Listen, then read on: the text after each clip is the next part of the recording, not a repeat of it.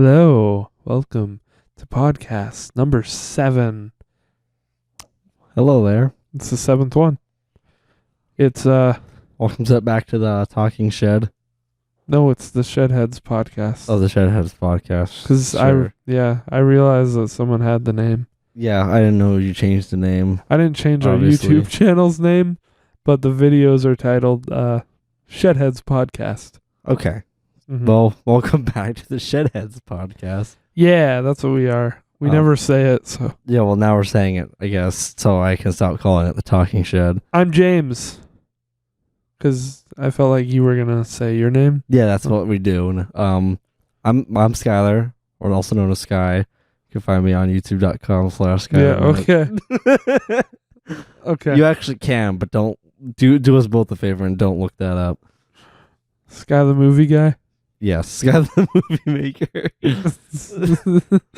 Okay. We come to you with a topic we mentioned a couple weeks ago. That we're finally getting to. Yeah. Best. We changed it around a little. The topic is the best cartoons from our youth, which means they're not necessarily kids' cartoons. But we didn't put anything on here that's too, like obscene, like like South Park, or even like, I don't know. What else would we have put on that we didn't? Rick and Morty. Well, Rick and Morty's a newer one. Yeah. That couldn't have been from our Beavis youth. and Butthead. Yeah, that's not here either. I would have loved to put something like that on here, but Yeah, but we're kind of like in a weird spot of like kid shows, just shows that we watched in our youth, when we were wee lads, growing up, so they hold quite a bit of nostalgia for us as well. yeah. So that way we can put just there's only a couple of like more adult-centered cartoons, but they're still suitable for us at that time. Yeah, At that age, unlike Beavis and Butthead and South Park. So right away here, I'll read out what's on our list that we're going to get to. In no particular order. In no particular order. I'm not going to give away the order we're putting them against each other yet. But we've got The Grim Adventures of Billy and Mandy. We've got Futurama and King of the Hill. Those are the two, clearly, that are not for kids. Or not aimed at kids anyway. Ed, Edd and Eddy. SpongeBob. Fairly Odd Parents. Foster's Home for Imaginary Friends. And a little bit of a weird one. Total Drama Island. That almost kind of slapped on last minute. We thought, okay, yeah, because we couldn't decide exactly what to put there. We thought of Jimmy Neutron, which would have been like probably more accepted in that spot. We thought of Camp Lazlo, which would have been just as like out there, I feel like, but we remember it even less than like Total Drama. Mm-hmm. And we thought of Codename Kids Next Door, but I feel like it's kind of the same problem there. We also wanted to make sure everything on here is something that like we fucking loved as kids. Yeah. So they'd all have a fighting chance between us. Yeah, we do disagree quite a bit on kid shows. And I mean, so yeah, it's fine, I guess, normally if we can get a bit heated when it comes to that. But there's only two of us. And if we feel both strongly about cartoons, we might just be here for a while. yeah. So and we be stubborn pieces of shit. We put a bunch of shows that we love. I don't know if we're going to agree on all of them. Like, I can't see how some of them are going to pan out. But like always, Well, we will come to an agreement between us, Rhett and Link style. I mean, some of these are just these are a bit easier than some other ones. If we left on the Yeah, probably. That's why we did it like this. We didn't want anything on Yeah. here that wouldn't have a chance or that would totally like fucking wreck everything. I mean, I think one of those is on here. Spoiler alert. yeah, because we both agree on it. Oh boy. But I guess some body. Nice. I guess some honorable mentions that We should have done this, but like we would with love kids- to have on here. we should have done this with like but kids movies like Shrek. Yeah, I mean, we might. Finding Nemo. Just a bunch of Pixar. No, it wouldn't be fair because Shrek would fucking Shrek. Shrek would. It would Shrek the whole bracket. We couldn't put Shrek on Yeah, that'd be there. a little fun. So you already brought up Jimmy Neutron, Camp Lazlo, a few others. Scooby Doo, Courage the Cowardly Dog, Animaniacs. These are just honorable mentions. Yeah, Chowder, Ben 10, Codename Kids Next Door, Flapjack. That one weird fucking anime thing that you showed me, I didn't know what the fuck it was. I'm not even gonna say it. This sounds embarrassing. Powerpuff Girls, I would love to have that shit on here. The Batman animated cartoon, Teen Titans. I'm just kind of rambling off some now. Samurai Jack is pretty fucking cool. All right. But yeah, there's a whole lot that we could have put on here. I would have liked that to I see. loved. I would have put 16 on here over Total Drama Island at this rate or at this age, but yeah, you didn't like 16, so No, I wasn't a huge fan of it. It didn't really grip me a whole lot, and I thought the characters were mildly annoying. Just like that one dude that was pretty much high the whole time. I fucking love him. Yeah, he's the probably same best guy one. as the Chris McClane. That's his name in Total Drama Island. Oh yeah, Chris Stuckman. yeah. Get Stuckmanized. Stuckmanized. Get McClaneized. Yeah, so there's a lot that we could have put on here. And it's weird, like, for some bands, albums, or even movies, I'm a little clueless, but you can bring up fucking Camp Lazlo, and I'll be like, I fucking love that shit. Yeah. I watched a whole mess of cartoons in my youth. Mm-hmm. Did you not I have to go back to did you not know who I mean? When I said that's the same voice actor? Or do you know exactly what I mean? Oh, I didn't know it was oh, yeah, no, I know exactly. Yeah, the guy who's like I thought you meant Camp personality. Wawanakwa. Yeah, no, I know who the characters you were drawing comparisons to, but I didn't know you meant their voices. I thought you meant their It's the same personality. voice I was actor. just like, No. They've got the same voice actor, and he they're like, does the same. Dude, yeah. He does the same voice for both of them. I can just hear them both say "dude," and it's the exact same. Dude, I love that guy. All right. Anyway, first matchup is I really don't know how any of these are going to turn out. I think this one's probably obvious, depending. I'm just going to say it. We have Total Drama Island Already. right away. Oh, we're doing Island and not the whole series. We're doing Island and not the whole series, and in a way that makes this a good matchup because it's against SpongeBob. Okay. Which a weird comparison. Yeah, it already. is. But we're probably talking SpongeBob pre-movie mostly. I think the movie was great. The movie was, yeah. But it's It after still the is, movie yeah. where the show went downhill. Pretty much, and then they And- just kept going with the movies as well. It's still going. The show's still going. And I don't know about you, but I haven't watched anything new in over 10 years from SpongeBob. So Oh, I think one new episode, and I thought it was atrocious. it's really, really bad even now. Even the animation looks really gross. It looks but- very different.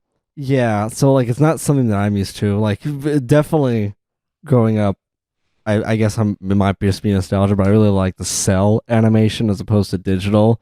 Because also the colors just seem so fucking bright nowadays. No, I That agree. might just be me, but like I see like Gumball, Teen Titans Go, and the new SpongeBob, and I'm like, this is like hurting my eyes to look at. This is so bright, too fucking sharp. Like, Yeah, I don't know. The original SpongeBob, I think, looked pretty. Like you can tell, then we go it does look dated, but in a good way. It's definitely a nostalgic dated. Oh yeah, like that's what I mean. Like, yeah, when we go to really old shit. I mean, yeah, when Yeah. you go like the first episodes, but if you go into like season 3 or whatever, like the last good one, Yeah, I no, it think gets more refined, but like, it still looks good though. yeah. Still looks like SpongeBob. Honestly, SpongeBob was like, since it's the biggest cartoon, it was still like easily one of my favorites. as growing up as a kid. And those classic ones really still hit. Oh yeah, honestly. I think like Reef Blower. I think the fucking Reef Blower. The Reef Blower. Also, YouTube poops of SpongeBob is just fucking hilarious. Oh yeah, absolutely. That's the way to go. That's an S tier YouTube poopable show. There's only a few of those, and King of the Hill's one of them as well. Oh yeah. But SpongeBob we just gravitate towards. Drake and Josh. Yeah. So do you have a favorite episode off the top of your head of SpongeBob? Yeah, because I know I do. Then I guess you better start. I forgot what season it's in. I think it's like one. It's like one or two. I don't know them by season. I don't either, but I know the episode like pretty well. It's when it's the award episode where Patrick just wants to get an award. And he keeps fucking up, and it's like the jar too. I think that episode is just hilarious all the way through. Like I'm just thinking about him trying to open that jar. Is like the lid, grab the lid, the lid, the lid. Oh fuck! Yeah, that one's good. That's an older one, that's for sure. Oh yeah. I want an award. When I think of it's Patrick being dumb, but before it was like cute, like he's trying to be cute with that one fucking tooth. I hate that. I hate it as soon as they started doing it.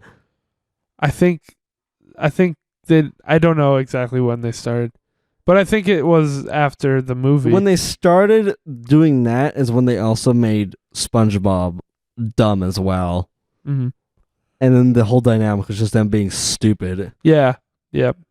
For sure. Instead, it was nonsensical before, but in a clever way. Yeah, but I think they had a dynamic going on in this episode, which is why it's like still one of my favorites. You know what's really good is the Halloween episode. Which one are you talking about? You never saw it. The Halloween episode. I think there was only one. They did a few. Like, also, it's really weird that new SpongeBob does fucking like gross out humor. Yeah, I'm not aware. Tries to be like just gross. But let's stay on old SpongeBob. Yeah, at least for now. Do you really not? You don't know which one I'm talking about? The Halloween episode. No, I don't at the moment. God damn.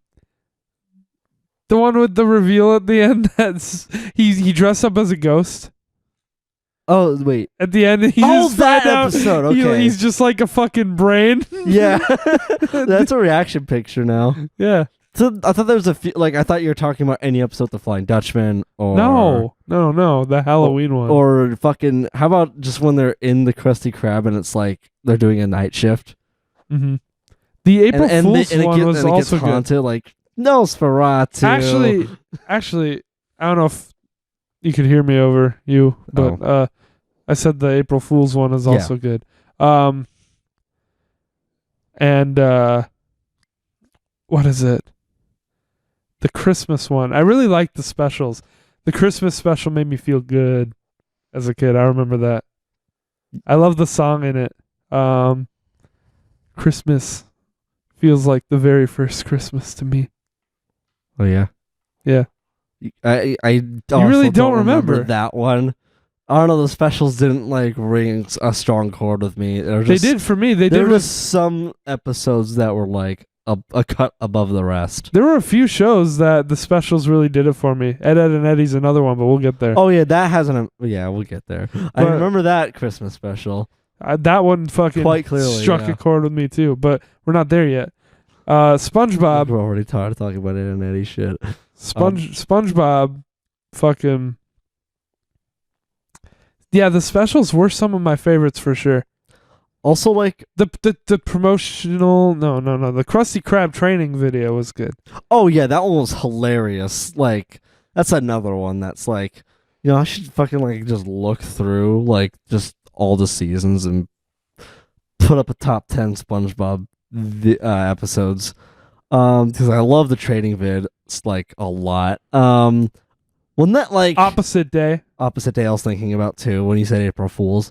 What one that weirded me out as a kid, but I think is hilarious to watch back now was the one with the gorilla suit. I was just gonna say that one terrified me. That one was fucking weird. Just because, also like SpongeBob as a whole, like just had like weirdly like live action parts. Yeah. Like also the hand that would just drag him like, on and off. That was across fine the to me. screen. Yeah, but I mean, there was no motion. It was all like that. And then the fucking actual gorilla, I was just like, When the gorilla there's a gorilla that can exist in this universe? What? No, I think we talked about this on the shed once, on the game shed once. That episode terrified me. Like seriously, I was scared of that episode. Oh yeah, no, it scared me at the end too. I wouldn't like if that episode was on. I would turn it off when it was got to the end. And then like at the end when you see the family that are just like looking to turn it off, and it's just like, there's people. like But I think that episode is hilarious. if now. I did my own childhood trauma video, that would be in there. I feel like You know what? I can agree. That'd be one of mine too. I think just gorillas, period, because I was scared of the gorilla in fucking George of the Jungle movie, the live action one. I was just scared of the gorilla in SpongeBob because it was live action. Yeah, exactly. Comparatively, and it was there just to fucking kill them. Like, Oh yeah, it no, tore he was them in there half. to antagonize Yeah, them. Yeah, it was like, and holy beat the shit out of Patrick. Yeah, But just the reveal of it, like when you think about it now as an adult, it's Mhm. hilarious. When he's just like, "Oh, Sandy, I'm ready," or whatever, and it's just like, wait, if you're Patrick, then mhm. you know it's one of those. Just a few others that like quickly come to mind: Ripped Pants, Hooky, Yes. Bubble Buddy. Bubble Buddy, Bubble Buddy. I thought of Bubble Bass. Bubble They're all Bass. good. There's so much good old. Or how about SpongeBob. The pickles? pickles? Oh my Still God. no pickles. How There's about so how about the much- really scary one where Oh. SpongeBob hits rock bottom? Yeah. Yep. Like that place scared me. It was like, this is advanced darkness. There's a lot of good old SpongeBob. Glove World. Like it's just kind of like hit after hit. Squidville. Squidville's a classic. Fucking Glove World though. Glove World. I remember Glove World, but what is it from? Which episode? I was think that? that is a rock bottom episode. That's I okay. think. Yeah. I No, think. they wear the gloves on their head. Yeah. They get the glove dispenser. Wait, what was the episode from where SpongeBob tries to rob a bank? And I don't know, but you just remind me I of. remind you of the bit. You remind me of the Free Balloon Day. Oh yeah, I fucking love that one too. Just like at the very end when like we can't, because Patrick keeps eating the fucking like chocolate and shit Mm-hmm. or something. And he's just like, and at the end when the cops like finally show up and he's just like, all right, which one of you flatfoots ate my lollipop? Uh huh. Also, when they just acknowledge the fact that they have a The campfire the campfire episode. underwater. That too, the campfire episode. And I campfire just song. thought of another one. The BC episode knocked me the fuck out as a kid. I lost Definitely. my shit. That was my favorite one as a kid. I feel Everything like. is chrome in the future. Also, No. but okay, I'm talking about when they were when they're cavemen. SpongeGar and Patar. Yeah, that one. Dude, yeah, that was that's That was a that's meme still a and, like- bit freaky. What? Just them being like, That didn't creep me out at all. I loved that episode. I thought I it love was it so too, but fucking funny. that one was a trip. When they found fire and when they met like caveman Squidward. Oh my god.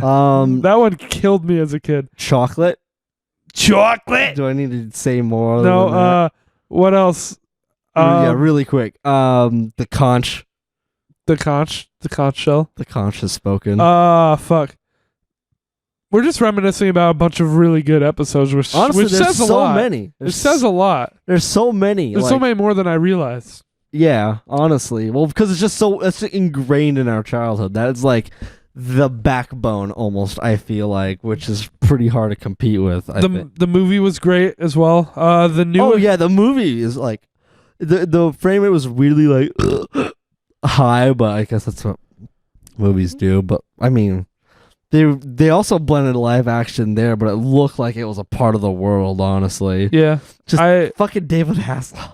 Like, why? I rocked out. I got the soundtrack and I rocked out bro. to the Goofy Goober rock and I had the best day ever. I'm Yeah, that one. a Goofy Goober.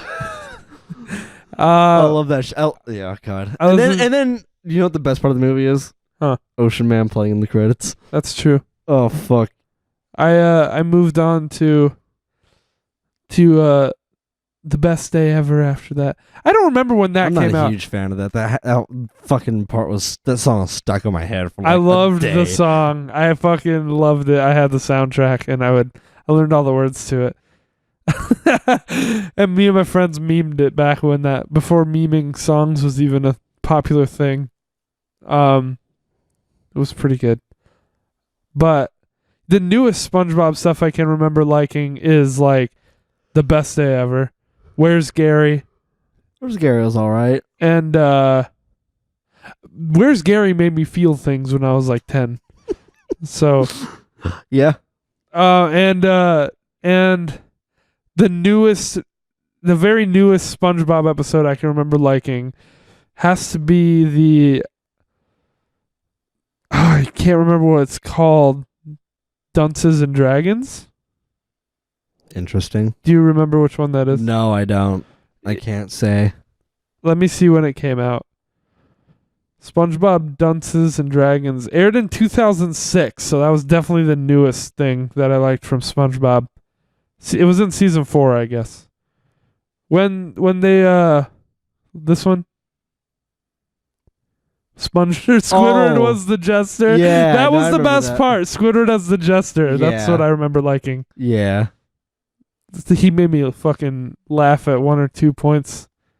I remember I don't that. know why, but also seeing that, I just remember the episode. I don't even remember the context right now off the top of my head, but I just hear Mr. Krabs being like, the panty raid. That one, that was an episode. Yeah. That one's one that didn't air that often, and I can see why. Or how about when SpongeBob and Patrick were trying to paint Mr. Krabs' like wall, and they get it on the dollar, and they So fucking good. lose their shit. And when they went fishing, the dollar reminded me of that. Oh yeah, Me first dollar. me first. No, dollar. it was his millionth dollar. Oh yeah, in that $1 million. one. Yeah, Me yeah. millionth dollar. Yeah. Okay. We talked a lot about SpongeBob episodes. Yeah, we did. Honestly, it's really stylized too that you don't really think about.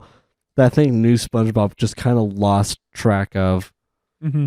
Like the fact that all the buildings in Bikini Bottom are like car mufflers Mm-hmm. that you don't really think about. Yep. And even thinking about SpongeBob's room, like just how weird is it that he's got like 3 mattresses or something like piled on top of each other, and his alarm clock is just a big ass horn that's just right there. You know, I didn't think about it. And Patrick literally just has a rock.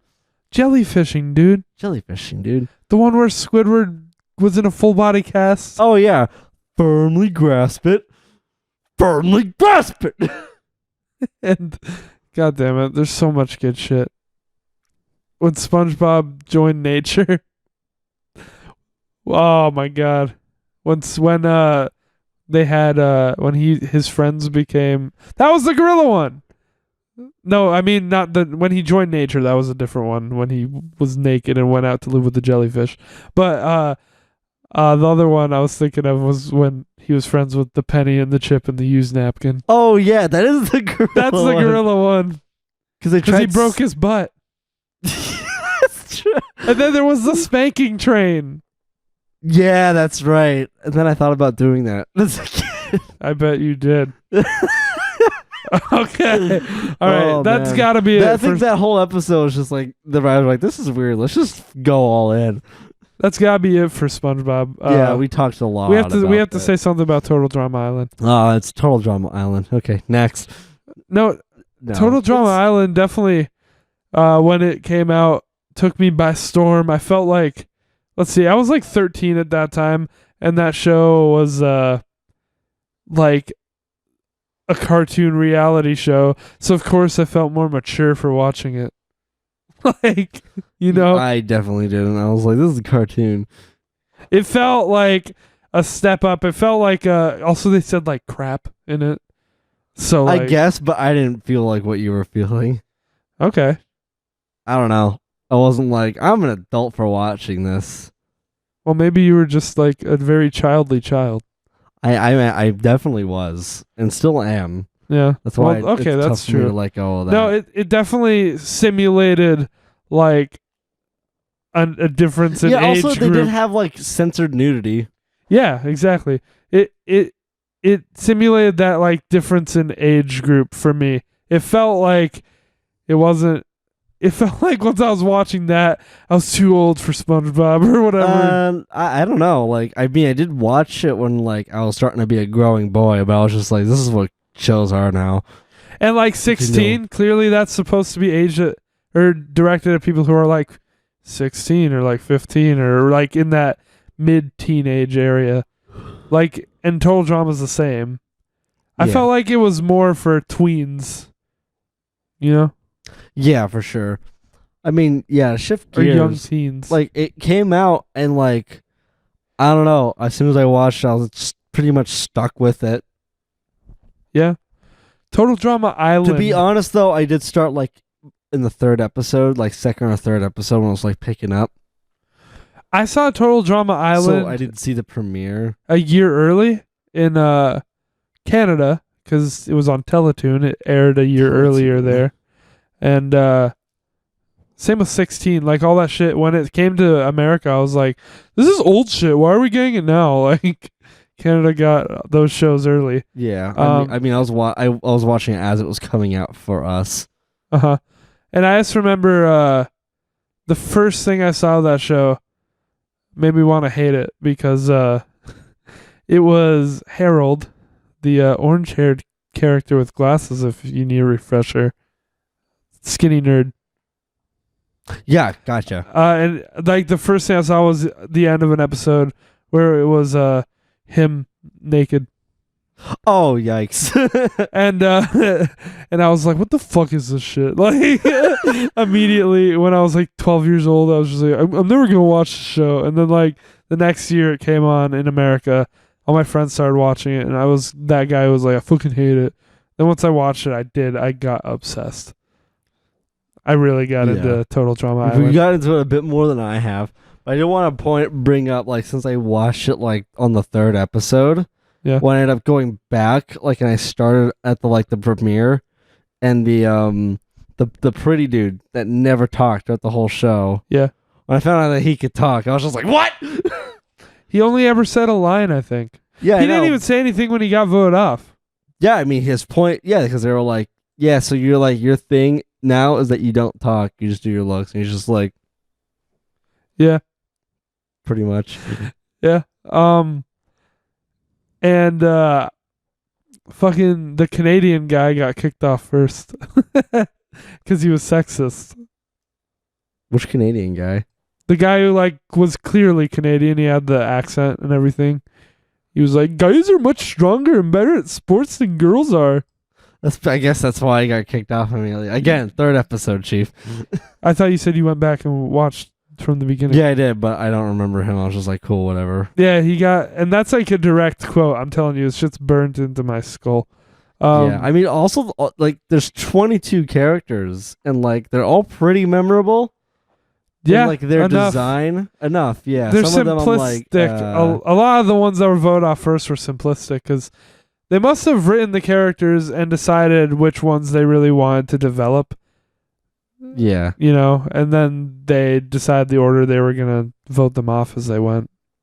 Obviously, I definitely felt attachments to the characters though. Like, oh yeah, for when sure. they got voted off, I got sad, and then when they went to the episode where it showed them all hanging out on the island where people go after they get kicked off the show, I loved that episode. It was like fan service kind of. Yeah.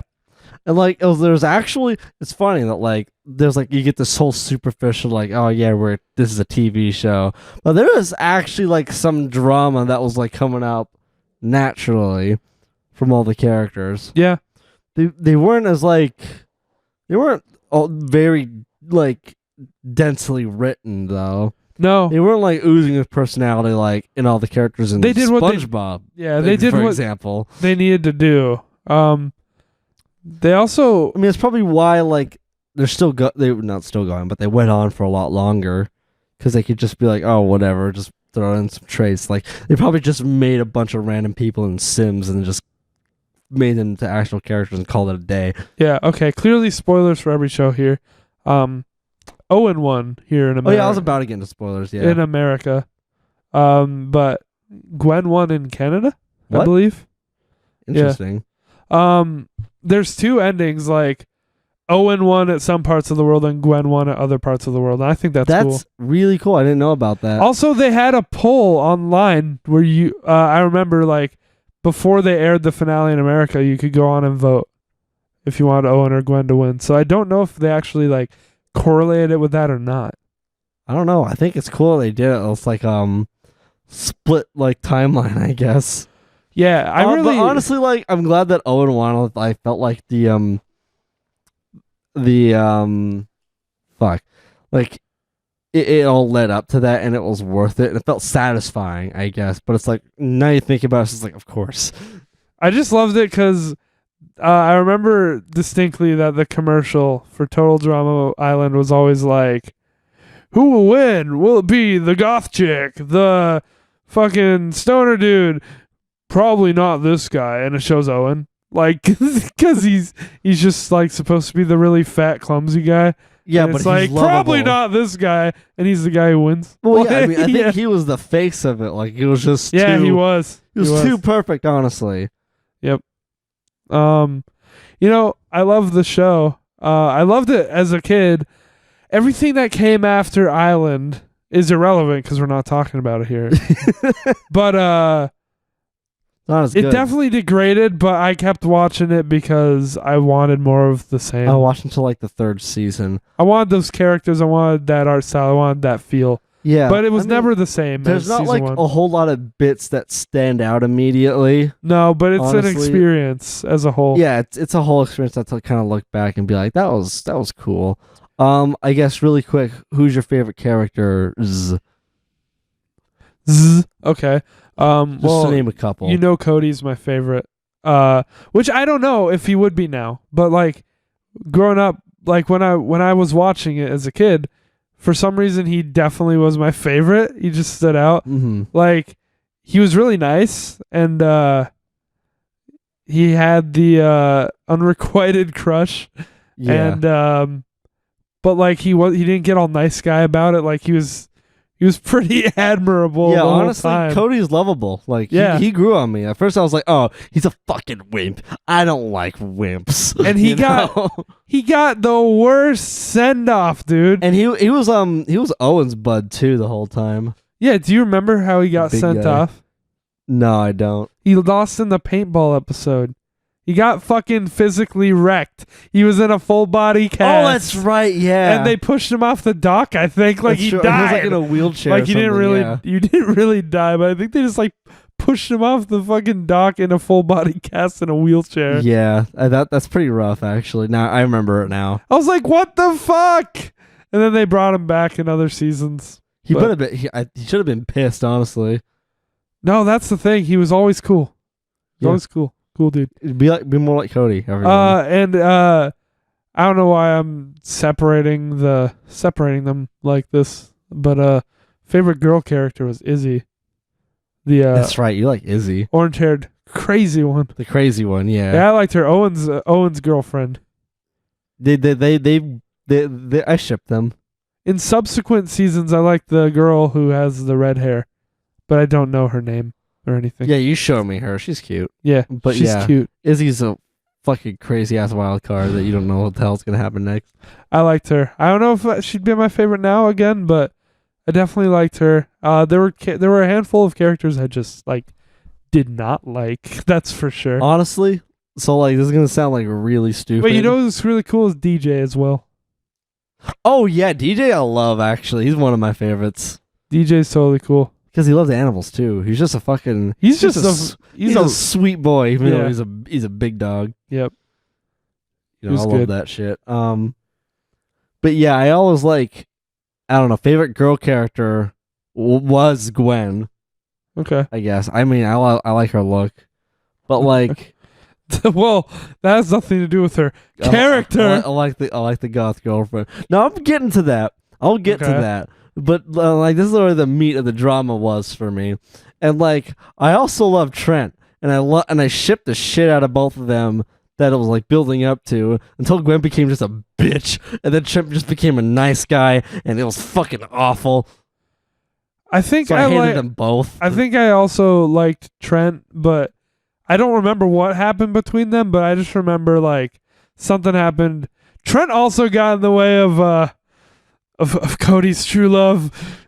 I couldn't like Trent anymore at that Yeah, point. but Trent also like wanted Gwen too. Oh no, I know. I'm But joking. he was It's a joke. Okay, gotcha. I mean, I like Trent. Trent was my boy. He was my man until he got mega nice guy, and then I don't remember that. And then he was because he was also just desperate too. Because Gwen wanted Duncan, right? Is that why? I don't know. I don't think that was a thing until like season 2 or 3. I don't know. No, season 3, but it was like getting built up because Duncan wanted Heather, like the longest time. Oh, that was awful. Heather's the worst. Heather is the worst. Yeah, Duncan's all she right. hottie though.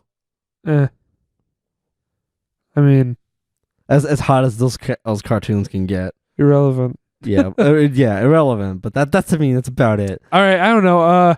Also, I like the fact he could play guitar. He was like trying to like win her over, and it was like, oh, this is cute. I fuck with it. And then, yeah. So like, meanwhile, that's why like Cody's growing on me is because like he took the L, and you know what? He's still smiling and is like still actually being a nice guy about it. You know, like Instead of being a mopey bastard. you know, like two characters who are probably like pretty lovable, but I just never liked. There were a couple as well. Bridget and Jeff. The blonde surfer couple. Yeah, I think they were just both like really bland, especially when they just got together. And like the show knew that by season 2, where they're just making out the entire time. Yeah. Which is funny because like I think that's how you know it's like geared toward 15, 16-year-olds were like making out as like you made it. Yeah. As a couple, like that's the thing to do. It's like, oh, can't wait to make out with All her. right. And now I'm like, I really gotta fucking like commit. How much time do I gotta commit to this shit? I got a fucking dentist appointment I gotta go to. Quickly to like get moving on this. What really like attracted me to Total Drama Island was definitely like it did have the sense every week I would tune in. I was genuinely curious. Like I was genuinely anticipating every episode to see what they were going to be doing because they always did like challenges or whatever in the episodes, and they always kicked characters off, and it was very appealing to me. You were me invested as a cartoon. Like, and I liked the characters. I didn't like to see them get kicked off, but at the same time, it was what I loved about it. Yeah, you were invested, and you didn't know what was gonna happen. And I liked that when they were gone, and I liked the challenges, like what they had the characters do. Now, literally anything could have happened in those challenges, and like the only way you knew the character you liked wasn't gonna go off is that they had immunity or some shit. Nowadays, if you raise the stakes in a cartoon, I'm very unfazed. Because it's a cartoon and anything can happen, and I can rationalize that now. But that really got me going back then. Oh yeah, it got me going too. Well, like not as much, but I was invested. As well. All that said, we're putting it against SpongeBob. I'm voting. How much did we talk about SpongeBob's just its episodes and bits alone? I'm gonna vote. Wait, let's do the 3, 2, 1. We have to. Well, okay. We have to do it for all of them. Yeah. 3, 2, 1. SpongeBob. All right. That's a pretty obvious one, but we had to talk about SpongeBob, or we had to talk about both of them. We had to talk about Total Drama. We had to give it its credit. Tell you why it's here on this list, because for me personally, I think it could have been in some other things on this list. Maybe, probably. I don't know. Maybe, I mean, but it wasn't going to be SpongeBob. Definitely not. That's a rough first matchup, but you know how it happens, how the RNG happens. All right, what do we got next, big guy? Next we have, and we'll go faster on these as we go. We'll try. Well, okay, unless we have a lot to say about a show, we shouldn't sell anything short. But Futurama and Fairly Odd Parents. Fuck. Now, which one are we gonna start with? We'll start with one we said first. Okay, I kind of wanted to start with Fairly Odd Parents. Okay, then go for it. What do you have to say? What do you have to say? For Fairly Odd Parents, I think about the early episodes I'd have a lot to say. This is another one where I don't know, is it still going now? No, Are you sure? I'm pretty positive. I feel like it just might be still going now. And if not, then it only stopped like 2 years It went ago. on for too long, especially when they Way had like too long. the kid poof. Yeah, they had the baby. And they ended up having this whole plot line with like the anti-fairies and some shit. Like a terrorist group, the anti-fairy. and the fairy world became like a lot more important than it was ever supposed to be. Like, I don't know. This is another one that I'm regarding like the early parts of the show. I really did like the crossover shit that I did with Jimmy Neutron, though. Me too. I'll say, yeah. That was really. I watched that movie like The every Jimmy day Power for Hour. a while. Yeah. Yeah.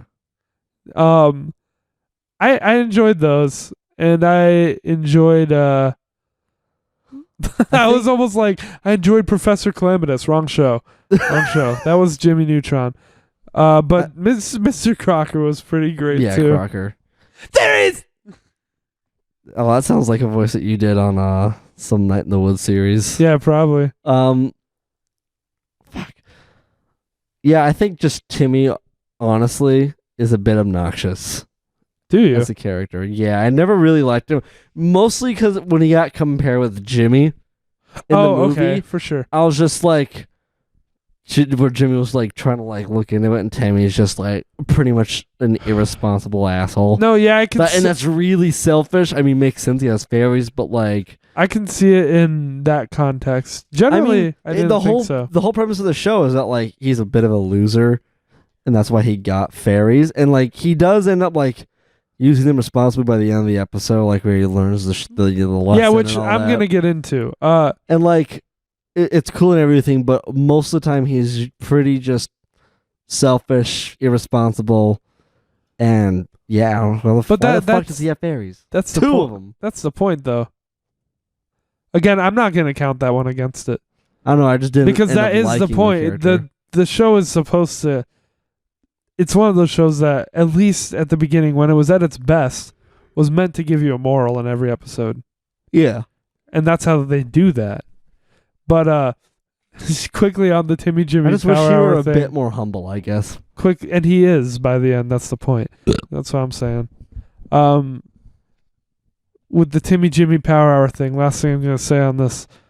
Jimmy looks so much better in the Fairly Odd Parents world than Timmy looks in the fucking Jimmy Neutron world. world. I was just going to say, like, everyone in Fairly Odd Parents should never be 3D rendered. No.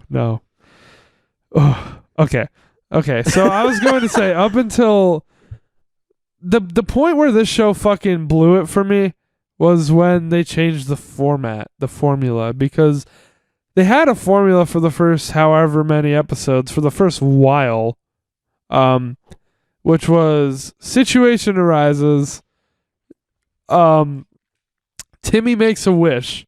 The whole episode that benefits pretty much only him. The episode has the same structure of the wish fucking is awesome for a little bit, and then or turns out like and then a problem arises, and then he has to stop. He has to start thinking outside himself. He has to save the day, and like by the end he learns a lesson, and that was the format for that show, and that's what worked, because it was cool seeing Timmy make the wishes. It was cool seeing anything come true when I was like 7 years old. Yeah, and like the obvious, I guess, immediate like thing that fits the format is when Timmy would wish that like him and the girl that he liked were like the only people. Yeah. And then it showed how awful that could be. Mm-hmm. Pretty much. Yeah. I don't know. So, I don't know. There's also some other cool shit in there, like the Crimson Chin. The Crimson Chin, or oh fuck, never mind. Yeah, I can't vote for this fucking series because it has that motherfucker with the shiny teeth. Oh, oh, good point. Oh, Oh, Chip Skylark. Oh, this is why I hate this fucking show. I remember. This is a good show. You're bringing up childhood trauma. No, fuck you. You're bringing up I know what childhood I'm trauma. voting for now. Oh, there was some You know good how many shit. times in elementary school when someone learned my name and then just called me Chip immediately? Shiny teeth. No, they were like, Skylark? I'm like, die. Yeah, Except that's amazing. Except I was like as young as Timmy. So I was just like, no. Like, don't call me. No, don't call me that. Meanwhile, I wish, like, just 20-year-old Skylar's voice just came out, be like, bitch, I'm gonna fuck you up. Or something. Oh, That'd be my wish. No one ever called me that, but, fucking. there's a lot of good in I also like the little detail that, like, Cosmo and Wanda, when they follow Timmy around, they're just random objects. Yep, I like that. That's a really neat detail. I like Cosmo's original voice. It became that's what became a little obnoxious, honestly. Yeah. I mean, him as a character, too, ended up getting obnoxious. Yeah, he had every fucking Nicktoon decided that any character that was like cleverly dumb just needed to become like Just dumb. just straight up dumb because dumb. Because we're XD random. Yeah. And he was definitely affected by that. Yeah. Yeah, but also, who else was cleverly dumb? That's probably one of my favorite characters. Timmy's dad. Timmy's dad is fucking great. The pencils episode. I mean, pencils were his thing, but you know the one I'm talking about. This is where I'd put my award. If I had one! Yeah. That was a good episode. I'm starting to say that in public already. Not Wait, in wait, public, wait, but wait. just out in real life. Are we going to do favorite episode for this one? Because I know mine. I don't really know mine. We should do favorite episode for each of these, I feel like, if we can. For Total Drama, we didn't. But that I don't really one's remember hard. there either. For Total Drama, it probably my placeholder one is just quickly, since we're not on it anymore. I'm just gonna say that episode where they showed all the characters who got voted off. For Fairly Odd Parents, I'm gonna say, since you're still thinking, I'm gonna go with. I quickly thought, did they have a Halloween or Christmas specials? And I don't remember. I guess Yeah, I think they had Christmas specials. if they did, they didn't stick with me too much, I guess. I really, really liked the Power Surge episode. That one was a favorite as a kid. Where they went into the TV Yeah. universe. And the one that I was going to say is the one with the hamster, the dead hamster. Everything I touch dies. And the Dinkelberg. That was in that episode. Do you remember which one I'm talking about? It was like gag. it was like a no. I'm talking about. Do you remember the one with Timmy's dead pet I think so, honestly. that comes back? Comes think back to so. life as Like, I it's like a vaguely Pet remember. Cemetery kind of episode. I think I vaguely remember it. And I remember there was a solid Dinkelberg joke in that one. I don't know why I remember that. But yeah, well I guess you don't remember the episode, I don't so really we can't remember go the into reps. it. Yeah, I can't really go into it. Just I love Timmy's dad. Okay. There you go. Just find the episode where he's in it the most, and that's my favorite episode. That's probably the pencil one. The one I was just talking about with the Yeah. if I had one. I mean, his fucking face that he makes too, just like Yeah. Mm. Dog Dimmadam. Dimmadam. Dimmadome. Doug Dimmadome. Owner of the Dimsdale Dimmadome. That guy was a pretty good character too. He had a really large hat. He Yes. did. Okay, I can see you have a lot to say about Fairly Odd Parents. Crocker had an ear on his neck. He did. He did. Very strange. He did. Well, I liked Fairly Odd Parents until it stopped following its format. I like the show too. Okay. All right. Whatever then. I Futurama. I just don't have much to say about it. I honestly. figured you did when we put it on this list. I don't know. I'm kind of losing my brain a little bit. I needed some juice. Cool. Futurama it is then. We'll talk about Futurama now. I'll let you start then, I guess. I'm sipping my juice. That's cool. Which, by the way, I said I was going to do every week, make tea for the podcast, and I already fucked that up. Well, that's because we're shooting these ones close together so we can get just a week ahead Yeah, but still. on these. All right, Futurama. The best Matt Groening cartoon I agree. already to date, no matter when you fucking watch this episode. I He agree. makes 10 and other ones. Best one. I Don't at agree, me. and it's totally controversial because how could anything surpass The Simpsons? This one's coming out at the We- same we time won't- as The Simpsons. Yeah, we won't get into that right now, but we do think Futurama's better collectively, and we know it's the unpopular opinion, but I don't know who about cares? that. It's just quality pretty much all the way through. It is. Like, I don't know. Like, the characters are all super memorable and their voices. I think the art was pretty fucking... and the animation was pretty great, too. And just fucking that theme song. Dun dun dun dun dun dun. Yeah. Bruh. Yeah. And then it crashes in the TV all the fucking time. Yeah. Oh, There you go. That should bring it back. Do. Yeah. the pilot episode of Futurama is fucking amazing. Oh yeah, that's like the perfect way to like just bring out the premise. Mm-hmm. And also I really like love that it one. really like Fry could be an average kid, honestly, even though he's like, made to be kind of dumb. But since he is 1,000 years from the past, of course he's gonna look dumb to everyone. Mm-hmm. So Futurama has had. I it don't know. actually goes like pretty creatively. This was honestly to me, this was the Rick and Morty before Rick and Morty. Yeah, I agree. Futurama, I'm saying like the first 4 seasons and Bender's Big Score. That's like basically what the run of Futurama is. To Oh yeah, me. like I love Bender's Big Score, and the rest of the movies like I enjoyed, but I won't feel the urge to watch them again. they put out a few more. Beast with a Billion Backs is fucking it's Rule 34 bait. Bender's Game. I mean, I haven't watched Lord of the Rings. Shoot me. That feels like Wait, what? there's a lot of homage to that. Really?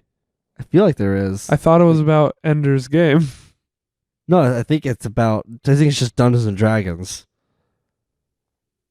But they're in the universe. Do you know what of that. Ender's Game is? No. It's probably Ender's Game if it's called Bender's Game. Well, it's called Bender's Game, but I'm pretty sure that's the joke. I think it's just Dungeons and Dragons, though.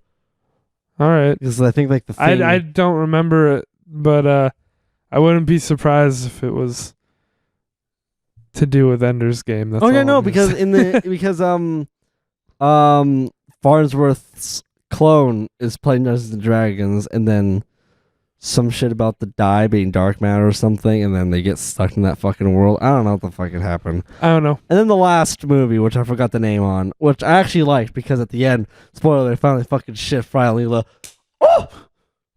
Oh, my boy.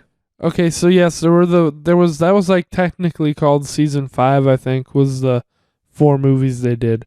For me, the run that I'm considering is just Futurama seasons 1 through 4 and Bender's Big Score, because Even the the last. hang on. okay. They did 3 movies after Bender's Big Score.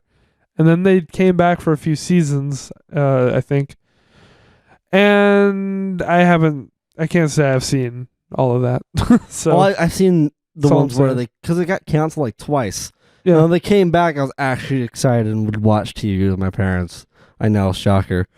But I really liked it. Like, I love the fucking finale too. I think it's beautiful. The like actual finale. Yeah, like the actual like finale. Like, that one hits me right in the feels, man. I Like, think that's what the show does. That well, it's also like Rick and Morty, which is I guess down. No, I was going to say earlier. You cut me off. But I was going to say Oh, this whoops. show has heart. It does has so much heart, but it's also hilarious. What happened in the finale? Because I think I did see it. It's basically 5 fucks with time, and like it's just stopped, and then except it's stopped for everyone stopped except for him and Leela, Yeah. and they pretty much just explore the world and grow old together in like no time at all.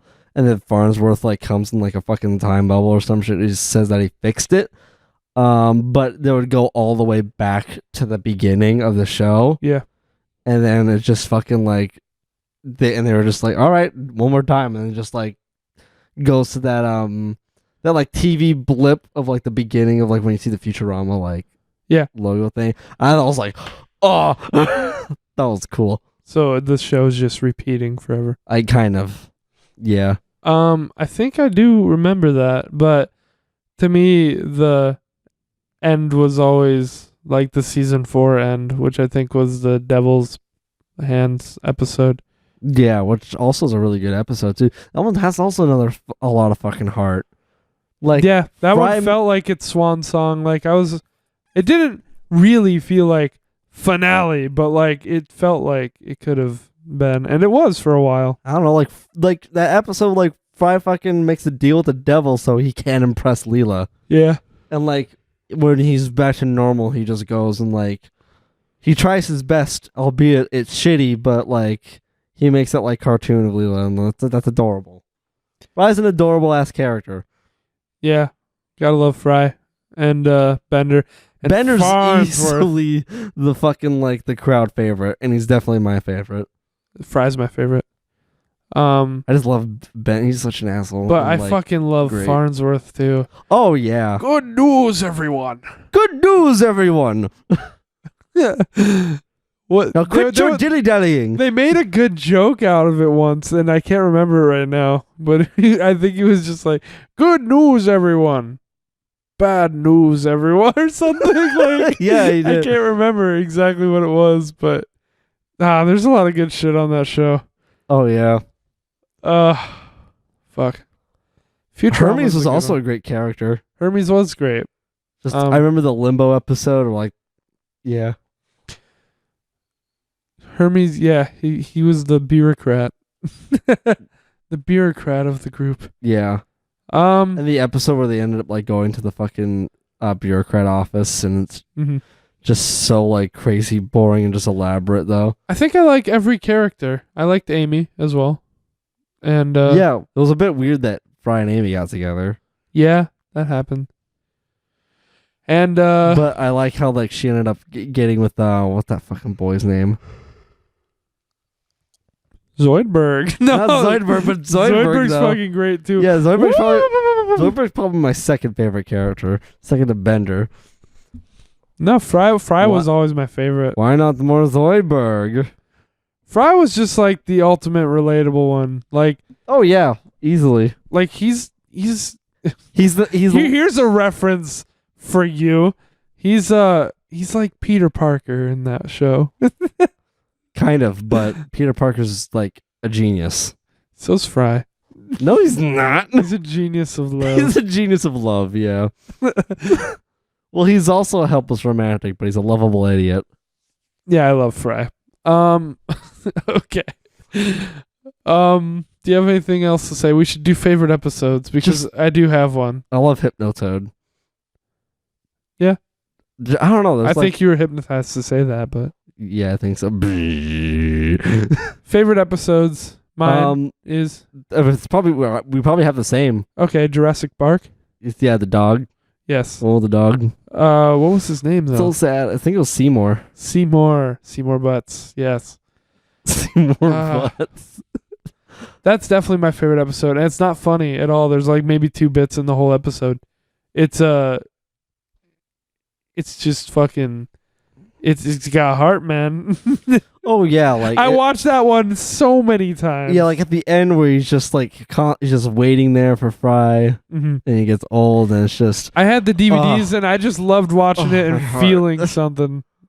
Like it's weirdly like I was longing to feel sadness as a kid. This show to me is a gem. There's nothing else like it. It's just super creative. It's hilarious. But it's got just as much heart as it is funny. Which you don't expect. You don't expect to look at Futurama and be like, yeah, this is going to tug at my heartstrings like quite a bit. And it was like one of the first episodes I saw of it. Also was the Death by Snoo Snoo. Death by Snoo. I love that shit. Snoo Snoo. You give this, and then you know what, like when they're like, what happened to them? Well, how did they die? Crushed pelvises, and they're all like, yes.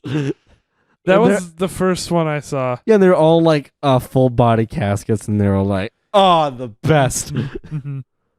What the fuck's- Okay, and Captain Brannigan is also a great character. true. Zap Brannigan Zach Brannigan, and yeah. Kip. Kip. I don't know. I don't know. He's Some one shit. of them. Yeah, that's what Kip or Kiff. I like that boy. Anyway, I think we could wrap it up with Futurama. I think so. I mean, I will revisit this show. Another favorite episode And is I have revisited the movies quite a bit, but yeah, another favorite episode is the pilot for me. that's a good one. The solid boy. I guess for me, the finale then. Okay. Finale's so strong for me. You You know how long I've been chipping Fry and Leela? Way more than fucking Gwen and Trent. fucking Leela was never one of my favorites. I liked her. She was a strong, independent, but sassy woman. I like her. I liked the other characters more, I guess, but I liked her. Yeah, I did not like her. I think I didn't want Fry and Leela together because I wanted Fry with someone who wanted Fry. That's true, but she did end up wanting him. She did. Yeah. Okay. I don't know. I guess Leela could have been a bit more developed. Now that I'm thinking about it, if I had That's to give the how show I felt, criticism. but I don't know. I haven't seen it in so long now. I mean, yeah, she was like strong and like her past and all that, and like she's an orphan. True. Yeah, there's a lot that I just forgotten about. The movies honestly weren't special to me aside from Bender's Big Score. So Bender's Big Score is the best one, easily out of those movies. I don't even remember the premise of Bender's Big Score now. I remember the aliens and Those they were aliens, yeah. they took their stuff. They sang that song. Yeah. It was fucking Oh, I funny. love that. Yeah, But I don't remember a ton about it. There was a nude beach. Of course, I remember that. yeah. I mean, there's a lot of like I just saw Amy's butt nudity and Fry's butt. I Fry's think. butt. You definitely saw Fry's butt a lot because of the tattoo on it. Yeah. Because the time code. Because the time code, and then, yeah, Bender kept using that time code to fucking steal shit, steal like ancient artifacts because he's a robot and could just stand there for millions of years, which is crazy. Yeah. That's not millions of years, probably like just thousands and thousands, but you get the point. Also, yeah, the show was just nudity, but never had like those censors. It was just like they were just always blocking the parts. I bought all the DVDs of it. I bought all the DVDs of a lot of shows on here though. Yeah. Well, actually, not a lot of these. I bought more DVDs of shows that I was like the more grown-up ones as I was going. But Futurama, I collected like all of them. This is a show that I would totally love to just put on my TV and fall asleep to. I would just love to revisit all of it and watch it again. I think it's It's a comfy show. you know, I think I just forgot about it, but it was probably my favorite show before Breaking Bad. Okay, cool. Well, all right. Let's vote. we probably know. This the is answer. a weird matchup as well, but You probably already know the answer anyway. That's but cool. let's just go. we'll vote. 3, 2, 1. Futurama. Okay. Which, like, just have to say it's a weird matchup because if anyone watched this, then I'm sure it'd be like, well, duh, a TV show that's aimed at, like, anyone over, like, 13. Yeah. Versus fucking Fairly Odd Parents. What's going to win? I wonder. But, yeah. But I still Fair ended point. up watching them around the same era, honestly. Around the same age, yeah. Okay, our next matchup, I'll let you start on while I write some shit down. We've got Grim Adventures of Billy and Mandy Oh, fuck. and King of the Hill. Oh, fuck. This is hard. This is a weird one. This is gonna be a weird one, yeah. So we have another one that's geared more towards kids and a stupid comedy. We got one, and the other one is Grim Adventures of Billy and Mandy. Yeah, No, that's fuck. what we're facing. The other one is King of the fucking Hill. Okay, So I guess we'll start with Billy and Mandy. sure. Fuck, this show. I think it's a product of its time. I agree. Like I tried to rewatch it, at least the first episodes, and I wasn't feeling it, and they were going like way quick. Like I think the later stuff definitely like is the stuff that I remember. I don't know. Or that I really fucked Definitely one of the later episodes was Fred Burger. with. Fred Burger's one of my favorite characters. Yeah, I know he is. But I probably would find him so. I mean, no, he's still hilarious. See, the thing for me is... I like man. Yeah, see, you do that all the time, and I don't even know what that episode is. The only That's when they go episode... out for ice cream or frozen yogurt, whatever the fuck. The only episode I remember him in was the first one he was in, when they were in the courtroom. That's the only one I remember him from. I love that And he shit. fucking killed me. Oh yeah, dude. When he was first hilarious. When he first appeared, and that was a later episode. Like, that must have been like 2006. I think the thing that like had me dying, which is so fucking stupid to think about now, but like, is when he was like in the bathroom and they're like all waiting on him. And he was just on. All you see is like his feet in the bathroom stall. And he's just like burger, burger, burger. Yeah, there's a lot of juvenile humor in this show. Oh yeah, but I love that. That was so good. Had me dying. I just loved how he only fucking said his name. I didn't know how anyone fucking created a character He would also like just this. say yes. Yes. Yeah. Yes. Yeah, I love that. Like when the judge was like crying, he's just like yes. I still don't know how they create a character like him. Like, what the fuck were they on? Oh, it was probably just like a Meeseeks moment or some shit. Yeah. Someone must have just came in the office and just said Fred Burger or some shit. Fred Burger. Yeah, honestly. And then like once in that episode, he was like, "I like frozen yogurt," and then like frozen yogurt. And then apparently there's this episode they made after that where nachos, where they get frozen yogurt with him, and that's the one you always quote. I never even watched that one. It's more like Grimm has to take care of him. Yeah. And like show that. See, like when they brought him back, I was actually opposed to it. Like I didn't want him as a one-time It was special character. for me that he was in that one episode. Well, I think he was only in like 2. Oh, I don't know. I did remember him coming back, but I was like, oh, don't do that just because everyone loved him. Like, yeah, you don't want like to just don't burn overdo out of him. it. Yeah. Yeah. I definitely know that. I don't know. I want to talk about the show we should talk about Burger, the show instead of Fred. because that's the fucking that's what we're talking about here. I can't say a lot about this show. I definitely think it just got better as it went. We're like they just started to find out like, oh, this is what the show is. I think these are the fine, characters. I don't know, but I can't remember much. like I don't think Billy was as funny early on. I don't know. Like you're implying some kind of development and arc and shit, but I don't remember that. I'm Like, not about an arc. I'm just saying like the show I think just got better. I definitely don't remember any change in quality with the show. So I guess we just disagree there. I don't know, like I definitely like think of the show and see it and I'm like, oh yeah, it's like one of my favorite shows when I was growing up, and I'm like, what was like even like my favorite episode that wasn't Fred That's Burger? what I was just thinking. Can I remember like a single storyline from the show? Not really. I just like seeing Grimm just try to be a Grim Reaper and then just these 2 kids are just being like, no. Yeah, I mean, there was when Grimm was trying to take their hamster, but they just didn't let him. Nope. There's so much of this That show. was an early episode. So much of that show is gone for me. God. See, when I said let's put this on the list, I didn't realize how much of it escaped me. Honestly, same. But all I can hear is just Billy screaming. That's the same guy who played Fry, isn't it? No. Is it not? No, I don't think so. The guy who played Billy. Yeah. Isn't it?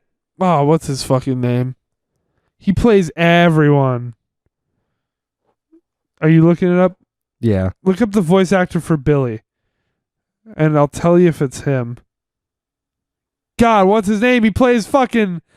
The guy... I'm just so fucking focused on who plays Fry. He plays so many fucking people, dude. Who plays Billy? I'm trying to find it. Oh, It's really hard to word it. it didn't just come up.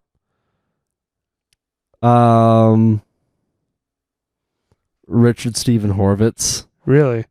Okay, that's not the guy who plays Fry. Yeah, and then the Fry voice actor is Billy West. Billy West. Yeah. Didn't Billy West play somebody in Billy and Mandy, or did I just get that confused because Billy? I really I don't know. think you got confused from Billy, but I don't know. I don't I'll know. look at his IMDb page. Billy West plays fucking everyone. And he's great. We're off topic. What do I remember about Billy and Mandy? Dude, the specials were good, I believe.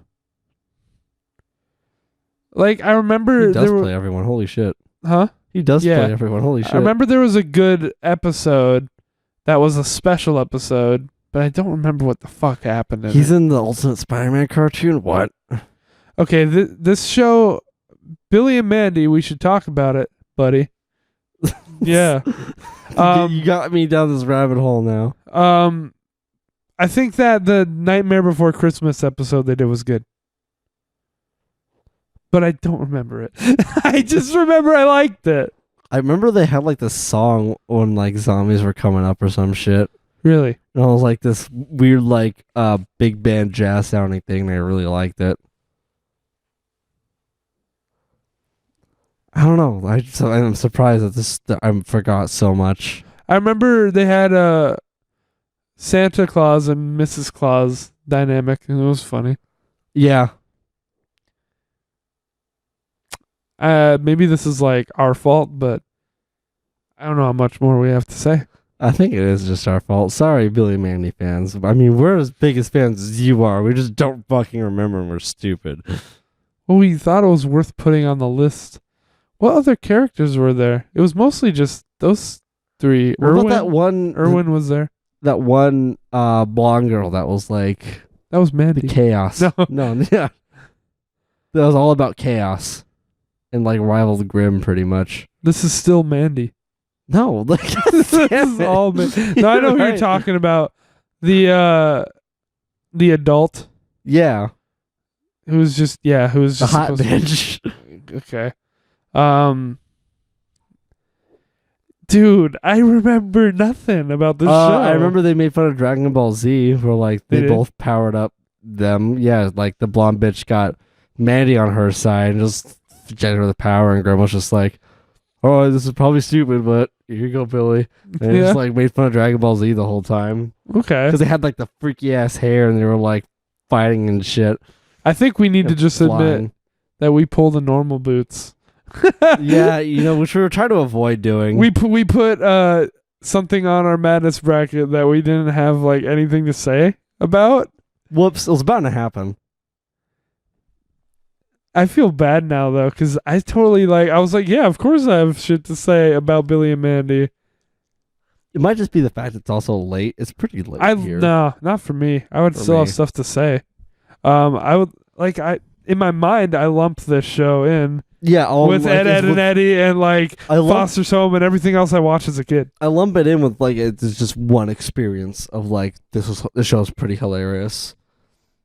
Fuck it. All and right. also I love Grimm's voice too. But Oh, yeah. of course. Yeah, that was like the best part. Let's not waste anyone's time with it anymore then, I guess. I don't even remember the pilot episode. I guess I was going to say, do we have a favorite episode? By default, are we both going with Fred Burger? Yes. Okay. Yes. Yes. Oh, that shit cracks me That up. sucks because Shit fucking when kills me. even when I watched that episode, I felt like that episode was like the start of new Billy. Oh and no, the Mandy. pilot episode is when Grimm comes for their hamster, Okay. and then Mandy makes a bet with him. It was like some really stupid just game, and then it's like and Grimm's like, well, what if I win? And then Mandy's like, you could take gerbils or whatever the fuck his name. He had a really stupid name. Okay. And then it was like, well, and if you win, and then Billy's like, you gonna stay our friends forever. And yeah, and they end up losing. It was like something really stupid, like fucking rock paper scissors. I forgot what the game was, but yeah, There was like a really it might have been a game that Manny rigged as well, or like cheated. there was one thing about the show, I guess before we wrap it up, is like there was always like dark overtones to it. Oh yeah, the death. Literally, death. No, is no, the no, main no, character. no. He's Beyond hilarious. beyond that, like that's the obviously, yeah. But like, I don't know. All the characters were like ugly. Oh yeah, it did gross out humor, but it wasn't SpongeBob about it. No, no, no. Like, Billy I had like mean, a big ass nose and I all mean- snot coming out of it. but that was but that was just like the characters all looked like like yeah, everything in the world looked like there I there mean, were a think bunch of about- like imagery of just like dead trees or like Oh yeah, huh? there's Think about the opening too. yeah, the whole world was like pretty dead and just like it always had that kind of like gothic art style to it. Just something to Well, yeah, it mention. also showed their skeletons a whole lot. Yeah, too, and no one like and their brain. yeah. So it was like really stupid funny, stupid humor all the time, but like it had some cool darker wait. sides to it. Wasn't there also like that one episode where like Mandy gets hit or hypnotized or some shit with that with something? So like she's in love. Yeah. Yep, that happened. Also another one. Who the Dracula? Was it Dracula? Or was it Dracula's dad? I Oh, fucking love him. okay. I liked when Dracula came on. He was another Fred Fredberger. Yeah, he was Honestly. like, vampires don't suck. We scrape Dracula. and lick. Dracula don't like that. Dracula don't like blood. He just always talked to himself in the third person. See, that's the thing though. When they brought in Fred Fredberger, when they brought in Dracula, like it made great episodes. But then they were just like, people like this, and they kept reusing it. I love after that they made Dracula just like Mhm. yeah, like, he never did anything Mhm. in the whole time he was on screen. He was always just like Dracula too tired. Yeah, it was it was good. Good point. Yeah, I remember that. I remember Dracula. I didn't think of that until you said that though. Yeah, and then like I think Grim got bit by a snake or something, and he was like getting poisoned. It was like, please, you can suck the venom out of me. And he was like, what? Dracula don't suck. Dracula don't do that. I love that shit.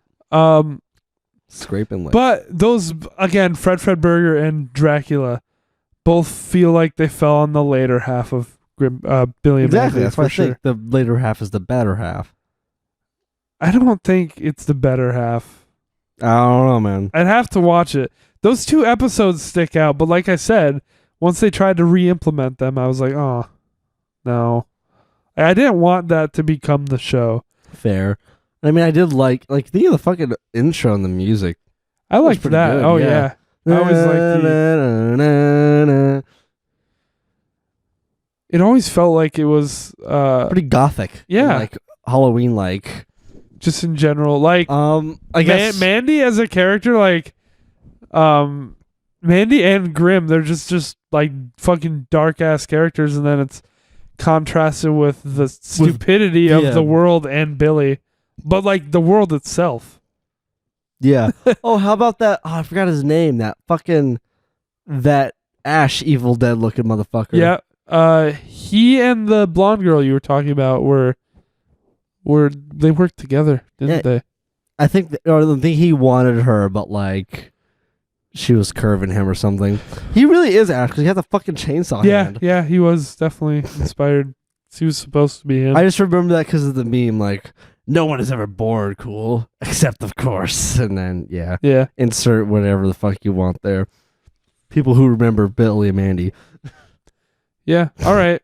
I think that's all I guess we open it up a little bit more. I guess really quick, favorite character? Character? Fuck, I don't know. Probably different than when I was a kid. I think as a kid, everyone loved Billy. That's like who you're supposed to like as a kid. And now I'd probably like Mandy I because think the the dark humor. Yeah. Like And just her being pissed off all the time. I'm almost sure everything that comes out of her mouth was for the adults that were watching with their kids. Yeah, and she was just, it was just Or a like little, shit that Grimm said. it was just a little girl wearing pink that would just be pissed off all the time and actually like punch Billy so hard that like a tooth falls out. Mm-hmm. I think my favorite would be Grimm though. I thought he was pretty funny. I can and I see love that. his voice. But yeah. Grimm. What's next? King of the Hill. Meanwhile, a show that we actually remember. Yeah, well, I started watching it later. Okay, now here's my big confession with King of the Hill. Oh? Much like The Office, I never laughed at the show that much. I don't think it had me laughing as much either. As much as Billy and Mandy, at least. I really enjoyed it. I watched the first 6 seasons. Oh, it had I me bought them smiling. on DVD. I enjoyed watching it, and I would probably enjoy it and laugh at it a lot more now. I was like too young to be trying to watch King of the Hill because a lot of it is pretty dry. It's kind of like, but it's also like still adult humor. yeah, it's like I think I got into King of the Hill because I loved Beavis and Butthead, and I wanted to see something else Mike Judge made. Yeah. Also, like I think its enjoyment comes out of just the characters. It's definitely because the best part of King of the Hill for me was definitely Hank and Con. God damn it. Yeah, Con is just some weird motherfucker. Like, remember like when he just straight up was diagnosed with manic depression? See, that's the thing. That's a weird episode. That happened later in the series. I never saw seasons 7 through 12, which is like a big chunk. And that's when that happened, by the way. But they stopped making DVDs after season 6. Also, like it's one of the cartoons that is like the least animated. Yeah. It's less animated than South Park. Yeah. Yeah. Like the most you'll see is like them like waving their arms a bit crazy like Dale or something. They just sit there a lot. They just stand there a lot too. Or just like move or like walk around like normal people. It's very strange. Damn it, Dale. Well, and your Hank Hill voice is like probably the best Hank Hill impression I'm ever gonna hear. No. Which I also tried doing, like growing up through high school, and then like when I first met you, and then you did that fucking voice. I was like, okay, I'm gonna stop. God damn it, Bobby. Bobby too. Like, god damn. God damn, Bobby. I sell propane. Yeah, Hank is probably like the fucking the best memes were the propane memes. And anything Hank does. Hank, the ba. There's a video on YouTube called the Ba Song. Did I show you that? No, you did. You just showed me I sell propane accessories. It's great. It's like ba. I need to know if it's still there, because if it's still there, I'm gonna play it into this mic right now. Jesus fucking Christ. Oh my god. The Ba. It had 3 A's. The Ba Song. Is this it?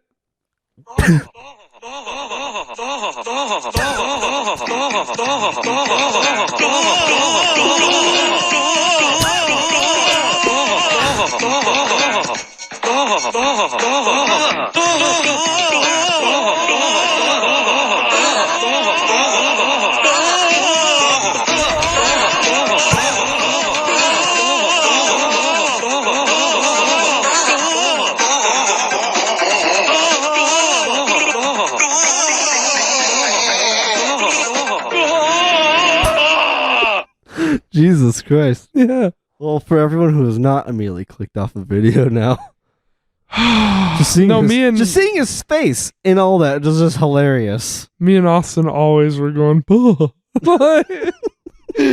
we found that song. It only has 23K views.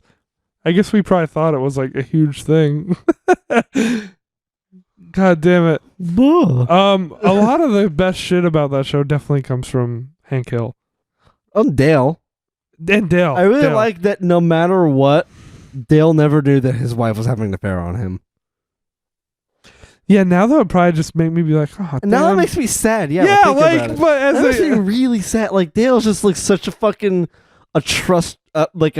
he's just a trusting sweetheart. Like he just trusts his wife I get the like so much that he just like I get no, the yeah. humor in it. I Like could, he doesn't even like see like his own son Mhm. is Indian yeah, I could like- I could like or I Native American. Sorry. I could laugh at it. Still, like I get the joke to it. It's about how dumb he is. Like I get all that. And it's kind of dark too. Yeah, but I'm just like, oh shit. It's really dark That actually. sucks. But yeah, I mean, yeah, as a kid, like I thought it was really funny, and now I'm like, that's awful. Just, like, Yeah. his wife is an awful person. Like why? Mhm. And like at least she does like get scolded like so much by Peggy. Yeah, and she eventually I remember she had like an arc. I don't know if it really like lasted, but there was a time where she was like, "No, I told you, John, I'm not cheating on Dale anymore." I don't know if Well, that that panned thing- out, but yeah. she like said she wasn't going to at one point. Yeah, I mean, I think Kind of hard to get redemption for there though. yeah, honestly, like We're taking it too seriously though. It was definitely meant to be like a running gag. also like I never liked Peggy as a character. She was just obnoxious. Which was her point, to be fair. Yeah, but I mean, so's Luann. She's supposed to be obnoxious too, and that she's stupid. Yeah.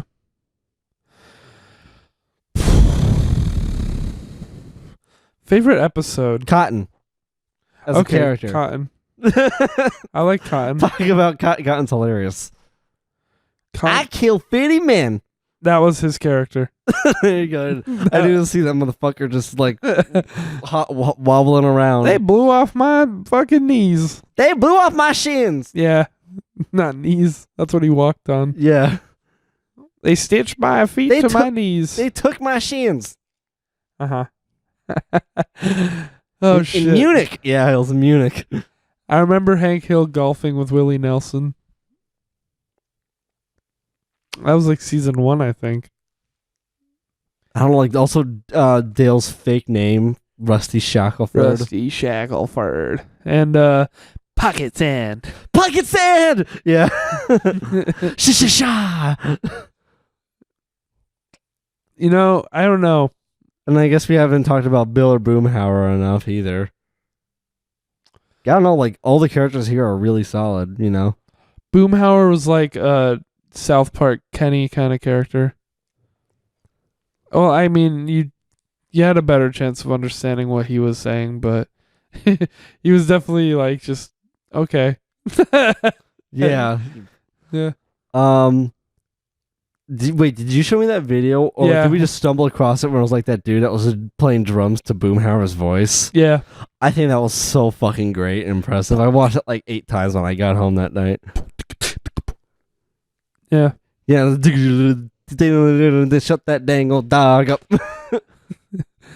I Clack, clack, clack, clack, clack, clack, clack, clack. I can't. Do you have a favorite episode? Fuck, I'm trying to remember. Just one of them. Same. That's the Like, problem. that sucks that we started with SpongeBob, honestly. Yeah, where we're because just we rapid firing yeah. episodes. We thought of SpongeBob and we're like, episode. Like, so many fucking. That says a lot about SpongeBob. It really does, yeah. So many of these shows, I'm like, I like them. They're great. I remember them in general, but episodes, Yeah. no idea. Fuck. What killed comes to 50 mind is men. the Christian rock episode, and like one of Hank Hill's best lines, where he was like, "You're not making Christianity any better. You're just making rock and roll worse." Yeah, and he normally hates rock and roll, so Yeah. That's one that comes to mind. I don't really remember anything Yeah. else about the episode. So you don't have one either, I guess. some of them are coming to mind right now, but I don't know if I'd say that those are my favorites. I guess one of them was like a Thanksgiving episode, like something like that. Where like Hank and Bobby actually start bonding more and ends up taking Peggy's place.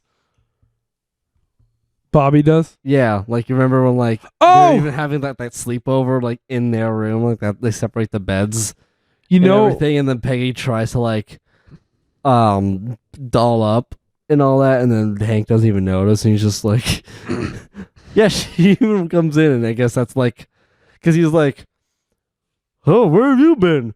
What happened to your hair? You smell like turkey or something, like gravy. And I guess that is the that's the. What do you split your lungs for? You smell like shit. I just remembered there was a Boggle episode that was funny. That's what I was thinking when I said I didn't like Peggy. I was like, I guess that's one of Boggle. the episodes that's all right. Loser! You're a loser! That was that episode, I think. Oh yeah, and then she started. Yeah, and then she started crying because Hank Hill just was like doing like his football coaching shit. Yeah. No, okay. The episode that slipped my mind. Oh, yeah, I just remember a great con line where because Bobby and Khan's daughter had their thing, and I just remember her being like, Connie. I don't want my dad to make me write another song about you or something. And he's like, fat white lumps about me. I just don't remember that. But so good. No, wait. Quickly.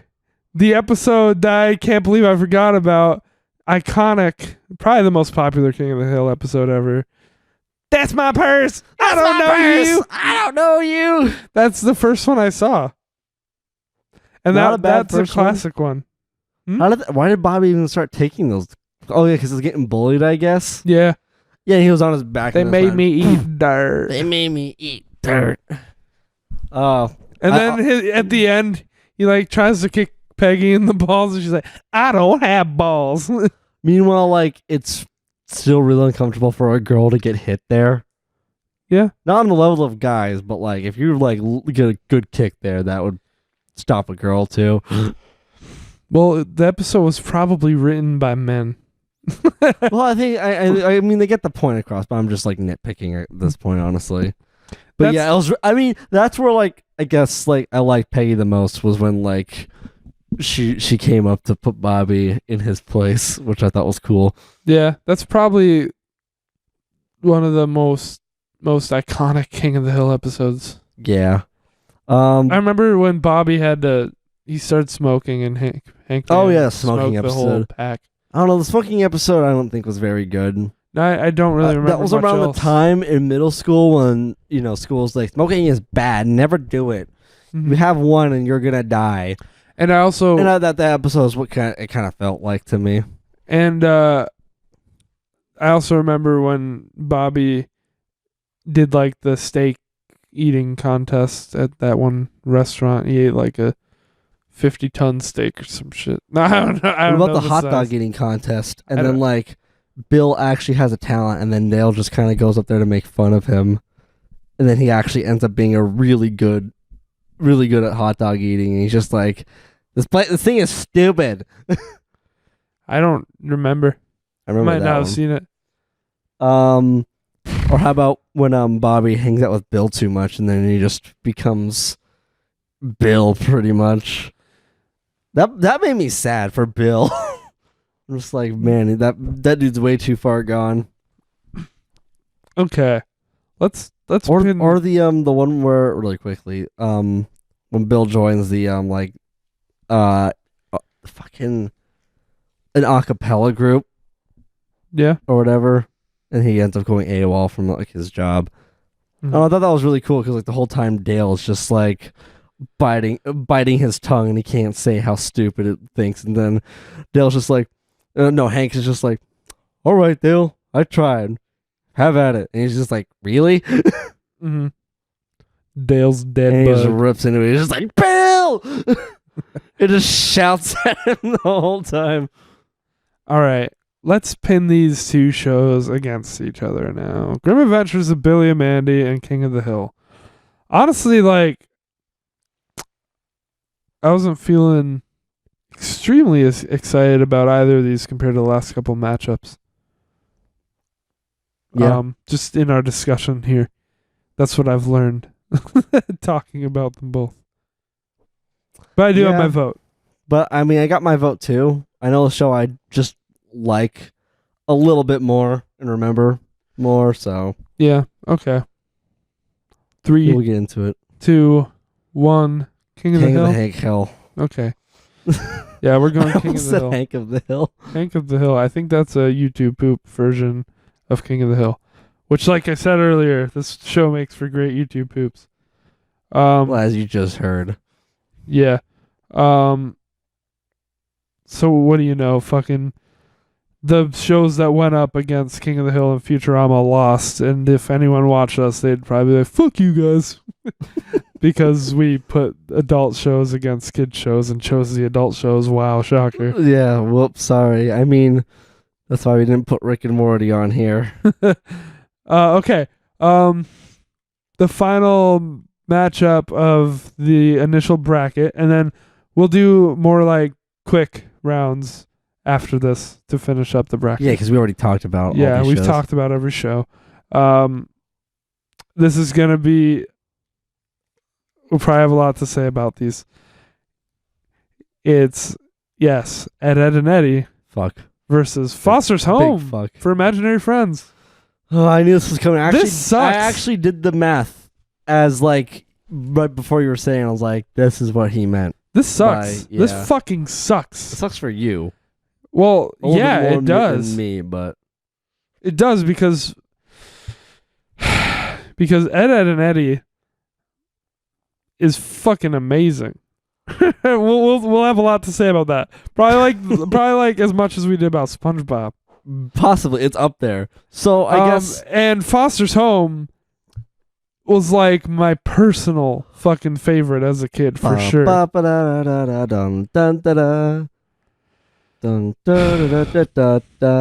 So we should start with Foster's Home. We should. Yeah, well, first of all, that fucking theme song. The theme song was fucking awesome. It is awesome still. I like how the show I need to learn started. that on piano. The show started with a movie. It did, yeah. And I don't know, did they plan for it to be a show when that movie came out, or was it? I think it was like a standalone thing, and then the rest of it came later. I think it was kind of left open. Or was it like the pilot? Was it intended that way? I think it was the pilot because it was like an hour and a half or something. I just remembered in the pilot they had Ed, Ed, and Eddie, so that was cool. Did they really? They had. Do you remember what happened in the pilot in the movie? Yeah, it was like that big fucking chain chomp looking motherfucker. Yeah, there was a scene where they were. I was chasing around Blue, and then it was like, and then it made the Pac-Man joke, which I think was neat. Yeah, there was the scene where they had that thing like contained in a box in the junkyard. Yeah. Ed, Ed, and Eddie were in that scene for a second, and I don't know why I remember that, but I do. I don't remember it. It wasn't like it was like Foster's Home animated Ed, Ed, and Eddie. It wasn't like they took the animations of. They didn't take like the character models. Is that the fucking word of Ed, Ed, and Eddie from the show? You know, if I just type in Ed, Ed, and Eddie in Foster's Home, you'll see what I mean. Okay. This is just like an Easter egg kind of thing. Yeah. All right. Ed, Cool. Ed, and Eddie. Yeah, and then like it established that that Mac needed to visit like every day for Blue so he wouldn't get adopted. Oh, them, that's right. Yeah, that was weird. Yeah. No, yeah, I remember. Yeah. They look a little different. But yeah. So as a kid, I loved Blue. And as an adult, I don't think I would love Blue.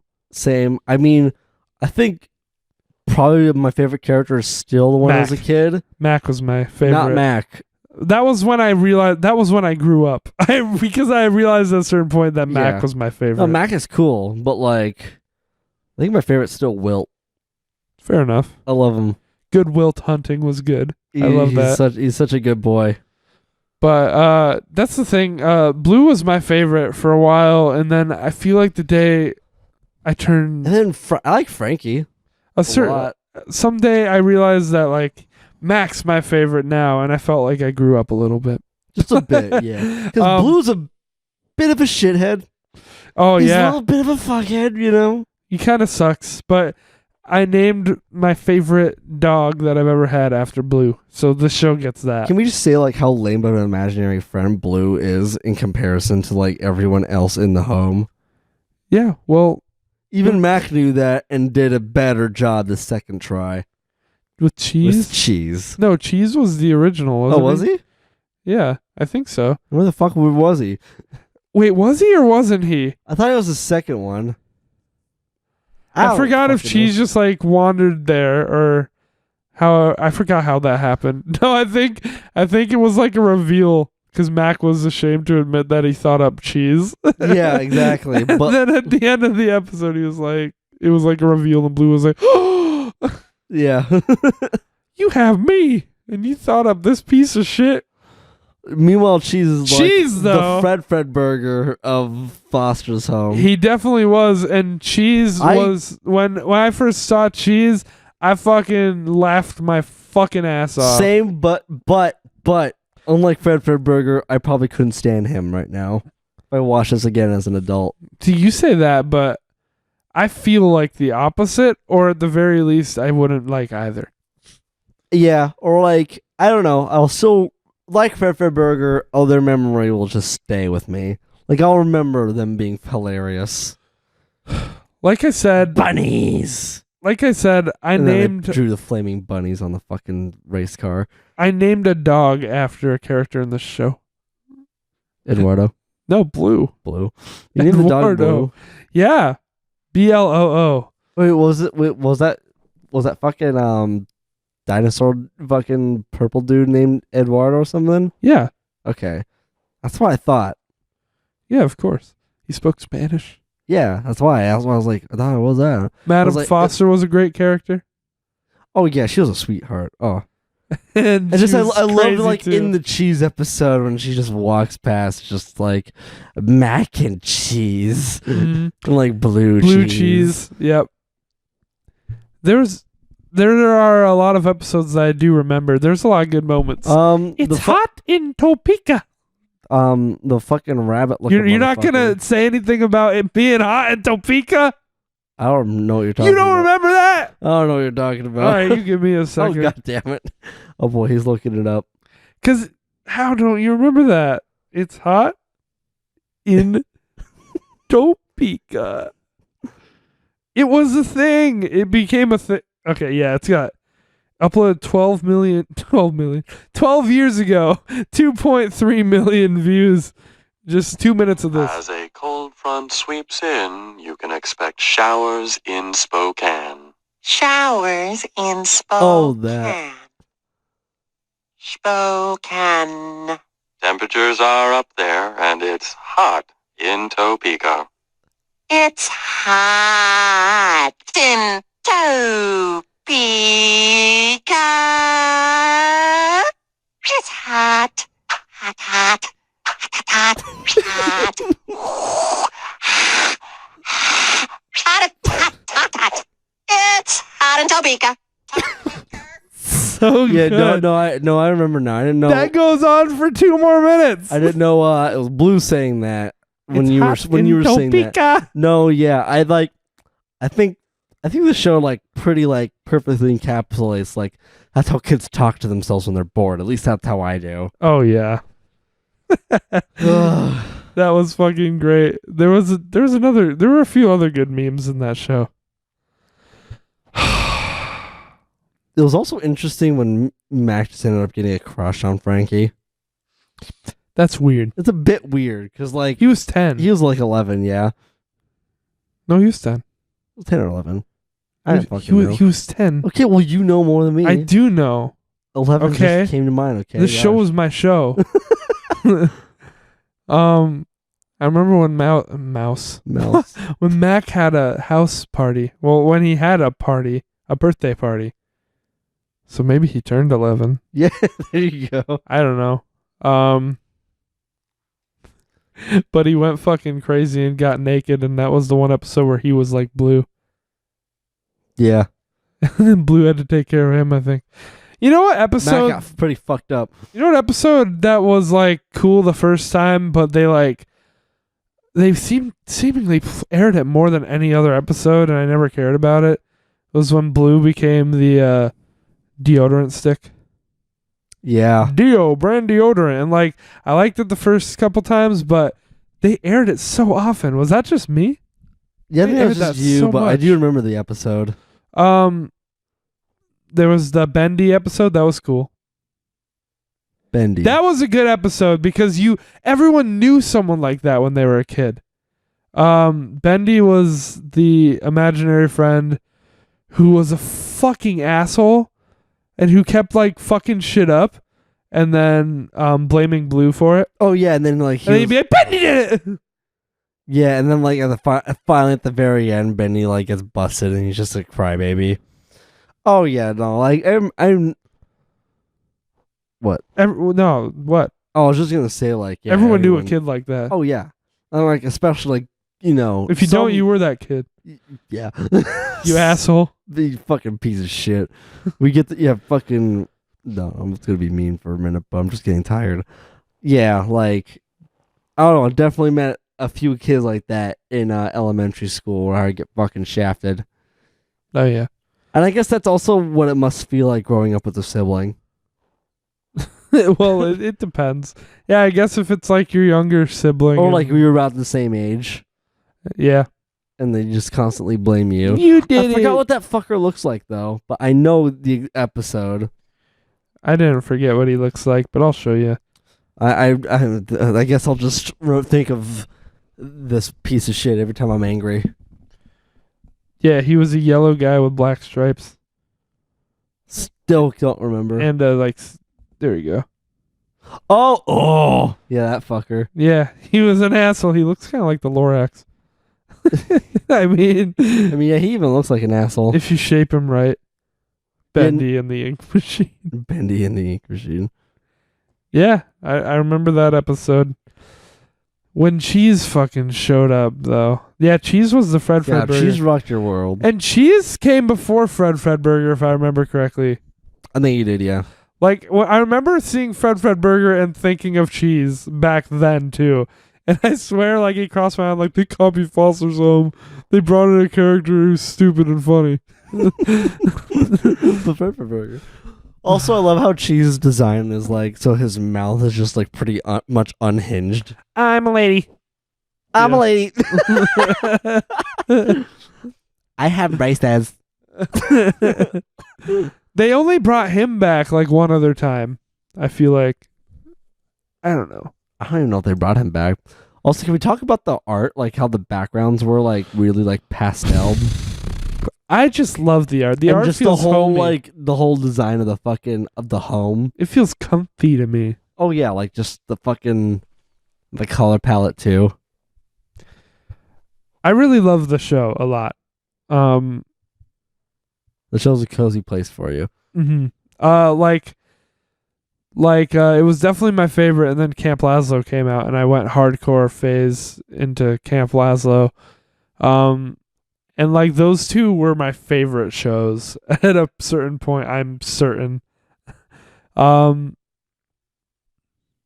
But I think probably Foster's Home stood the test of time better, or it's just because, like, I don't know. I feel like when I think about it, Foster's Home feels like it would stand up, like it would stand up over time.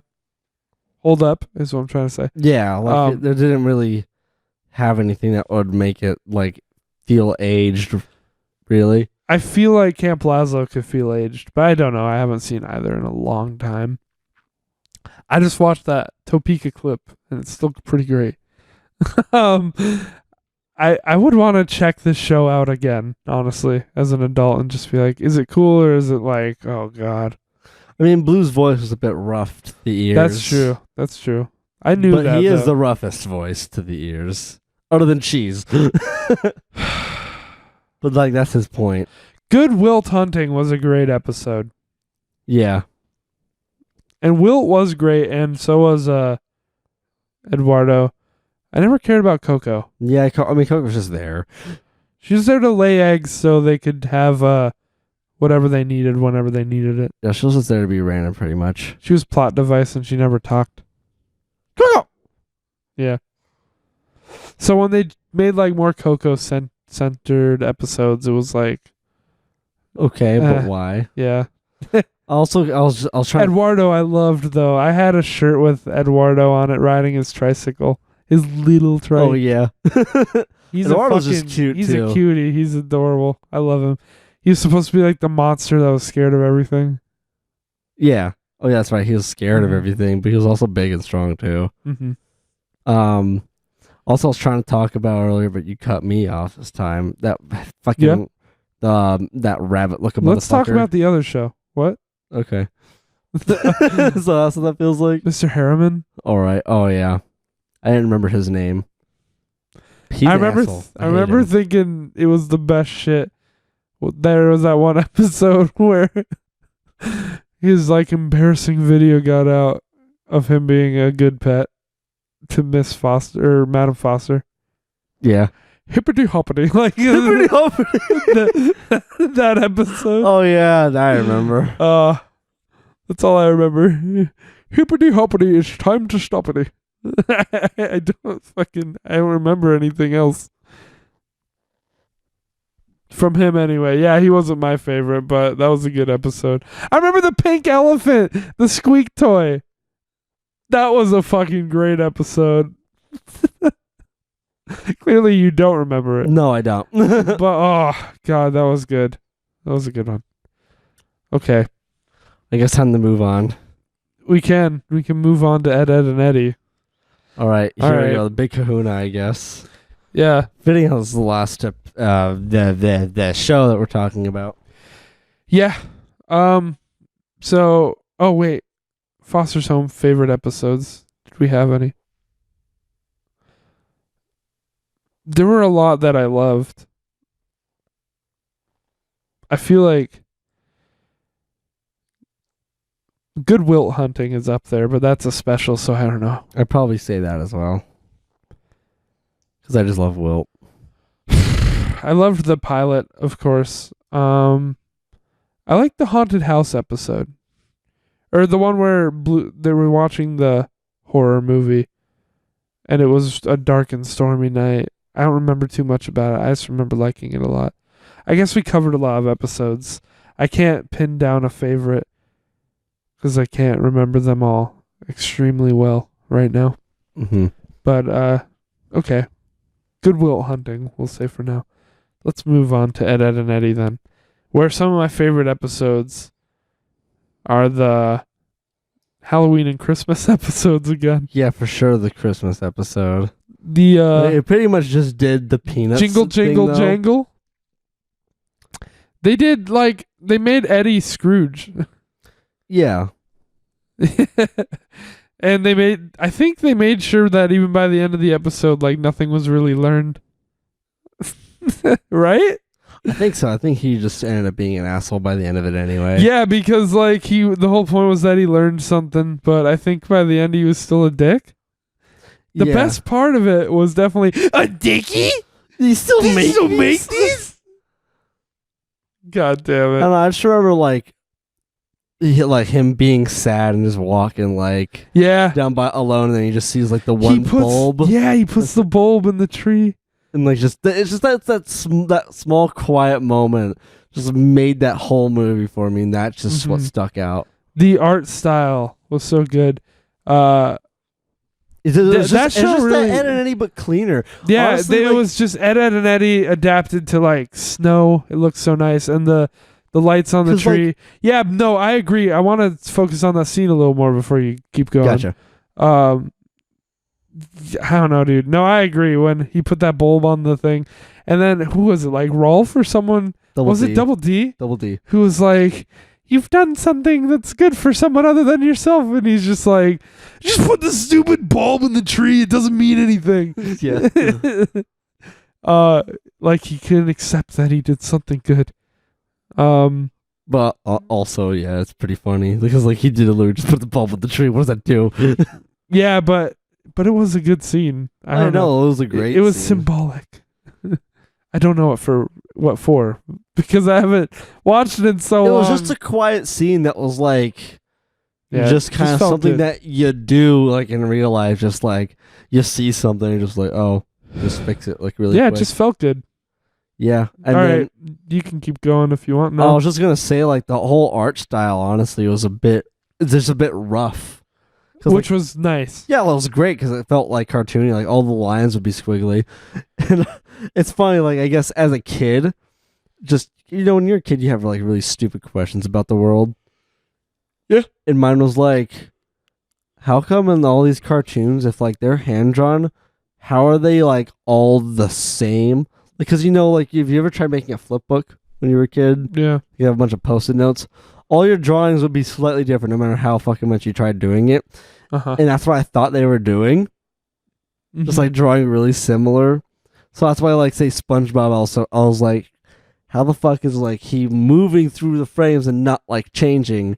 And meanwhile Ed and Eddie felt like it kind of answered my question because they were constantly like wiggling around even if they were just standing still. Uh-huh. Which obviously I know a bit more how cell animation works, but it's still like a really cool it feels like that they're kind of more alive. Yeah. And everything in the background is just like a still image. And they had the episode where they took their outlines off. Yeah. And they just became liquid. There was so many good trippy episodes. episode where like Eddie just like he shoots the moon into the sun. Yeah. Yeah, but he just like what the fuck and takes a bite out of it. Oh. Dude.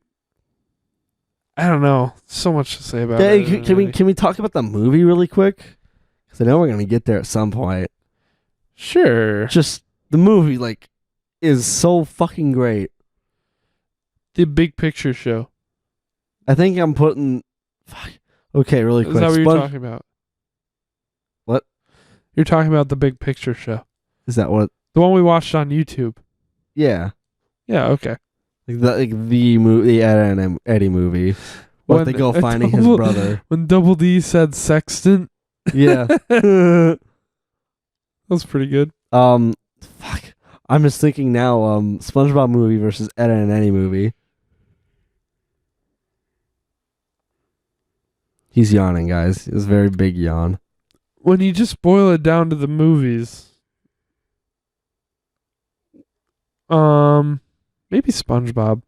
I think SpongeBob was funnier, but Ed and Eddie had more heart, which is weird. It did because, like, for the first time in the series, the whole like cul-de-sac came together. Like, Eddie's been a total giant douchebag to everyone in the cul-de-sac for the entire series, and everyone comes together to fight with him. Yeah, because they see like how his brother's terrible a his brother douchebag. is. Yeah, so he's a bigger douche. Uh-huh. And it's like, oh, that explains it. That explains why Eddie's a piece of shit. Yeah, and like it's funny because like the whole show is like a build up to like his brother because he always talks about him. Mm-hmm. Yep. I guess they felt like that was the ultimate thing that they had to do. Where, if you ask me, the thing to do in the finale would have been to show us Double D's head. No. Yeah. I'm glad they never did. Nope, that would have been the thing. For me, it wasn't Eddie's brother. That was never the mystery of the show for me. That was another mystery of the show, but like, I mean, they kind of like alluded to that, or like, when like they get shot out in like the river or something, and then like, it's just his hat's gone, and then Ed just is like, what the fuck? I don't know. I'm so glad they never show. Yeah, he's got some strands of hair. So yeah, at the very least, but like, I don't know. The fucking creator like has always said like you're never supposed to know what's in there. Well, It's, yeah, like, left to obviously. interpretation, I guess. Which I like to think that like his brain is exposed or some shit, or like he's actually like so big brained, like it's actually imprinting on like it's like the SpongeBob thing. Yeah, It's like the Halloween episode, just Double D's head. One thing, this show like kind of grew up with its audience. As long as it was only on for like 5 years or something. I liked that the show by the end looked different. Like, not in the way SpongeBob did. It felt nicer. It became like fall and they started going to school. They dressed just slightly differently. Yeah, I like guess. their colors were a little different, but it felt nice. I still liked that, but I definitely the original still holds very much true to me. Like they did, like Ed's voice did feel just like a little bit more refined later on. They sound like a bit old. They sound a bit younger, honestly. I just think it And, like, adapted. just nasally. It adapted nicely from most of the show. Took place on like this endless summer in the cul-de-sac, where every day they try and do a new scam to make money off their friends to buy jawbreakers. That was the point of the show. Yeah, and then every time, I love how the jawbreakers were like so disgustingly huge. And it translated really well to just like when they went back to school, it still fucking worked. I loved it. It's really weird to see them in school, but yeah. I liked it. I don't know. I guess we just disagree there. I'm not disagreeing. I think the show did not go down in quality. If anything, it started I feeling don't think it did either. it started feeling more like something I could relate to and more comfy. Which is like a weird way that I associate a lot of these shows with my own life, but like certain shows feel comfy. I mean, also, can we talk about the slapstick? That's And like how like all the humor, oh yeah, and it's hilarious. Like it's done perfectly well, and just like how the sounds in the show. the sounds. Oh my fucking god! Like that's why you see all these memes where it's like fucking this, but it's with Ed and Eddie sounds. Like I think the best example is TF2, but Ed and Eddie sounds. Like it works so well. Like it's ridiculous. Every character had Just like this. something completely unique going for them. Oh yeah, but like the really quick, the scale of the fucking slapstick would be just ridiculous. Well, like, go like for it. Rolf would fucking just throw like a whole car or house Yeah, at Eddie or something. there you go. Fucking, I just remember Ed smacking his face into the dirt repeatedly. There you go. Oh, like chickens, Eddie. God damn it. Gravy. Gravy, There's just so butter much. toast. Yeah, you have a butter toast shirt, and it's great. Ed's fucking magazine, the Hot Chicks magazine, and then it's fucking chickens. Like, it's actually Yeah. chickens. And Ed's like, chickens. what the heck is this? Oh, Ed! That's so good. I love Ed's jacket. I want it. I That's too big for him. always thought Ed was like a little overweight, but he's so fucking skinny. It's just like the way he wears his clothes. Yeah, well, also because like he's He's meant so to baggy. like be shown as like the strong one out of the three. Yeah. And he's just fucking, And every time he does get pissed off, it's pretty scary. yeah. Like, how about the episode when like he has like a fucking just Pebble a in his pebble shoe. in his shoe, and he's just pissed off the whole time. Uh-huh. Like that related to fucking 4th grade me. Yeah. And as soon as it's out, he's just like, I like how Double D labels everything. oh yeah, that was like that was another like episode. shown in the pilot. One where he was like really tired. That was an episode. I don't remember much about No, it. it was when he was sick, There was one where he was just really tired. or like I thought it was like also when he was like sick and he thought he was dying. He was going around every. Yeah. Oh no! It was I think Eddie played a prank on him. Yeah, he was just a kick me sound in the back, Yeah. and like Double D thought he was gonna be dying or some shit for some reason. What happened to the stairs? My parents took them down because I am grounded. That was a great one. That's disturbing.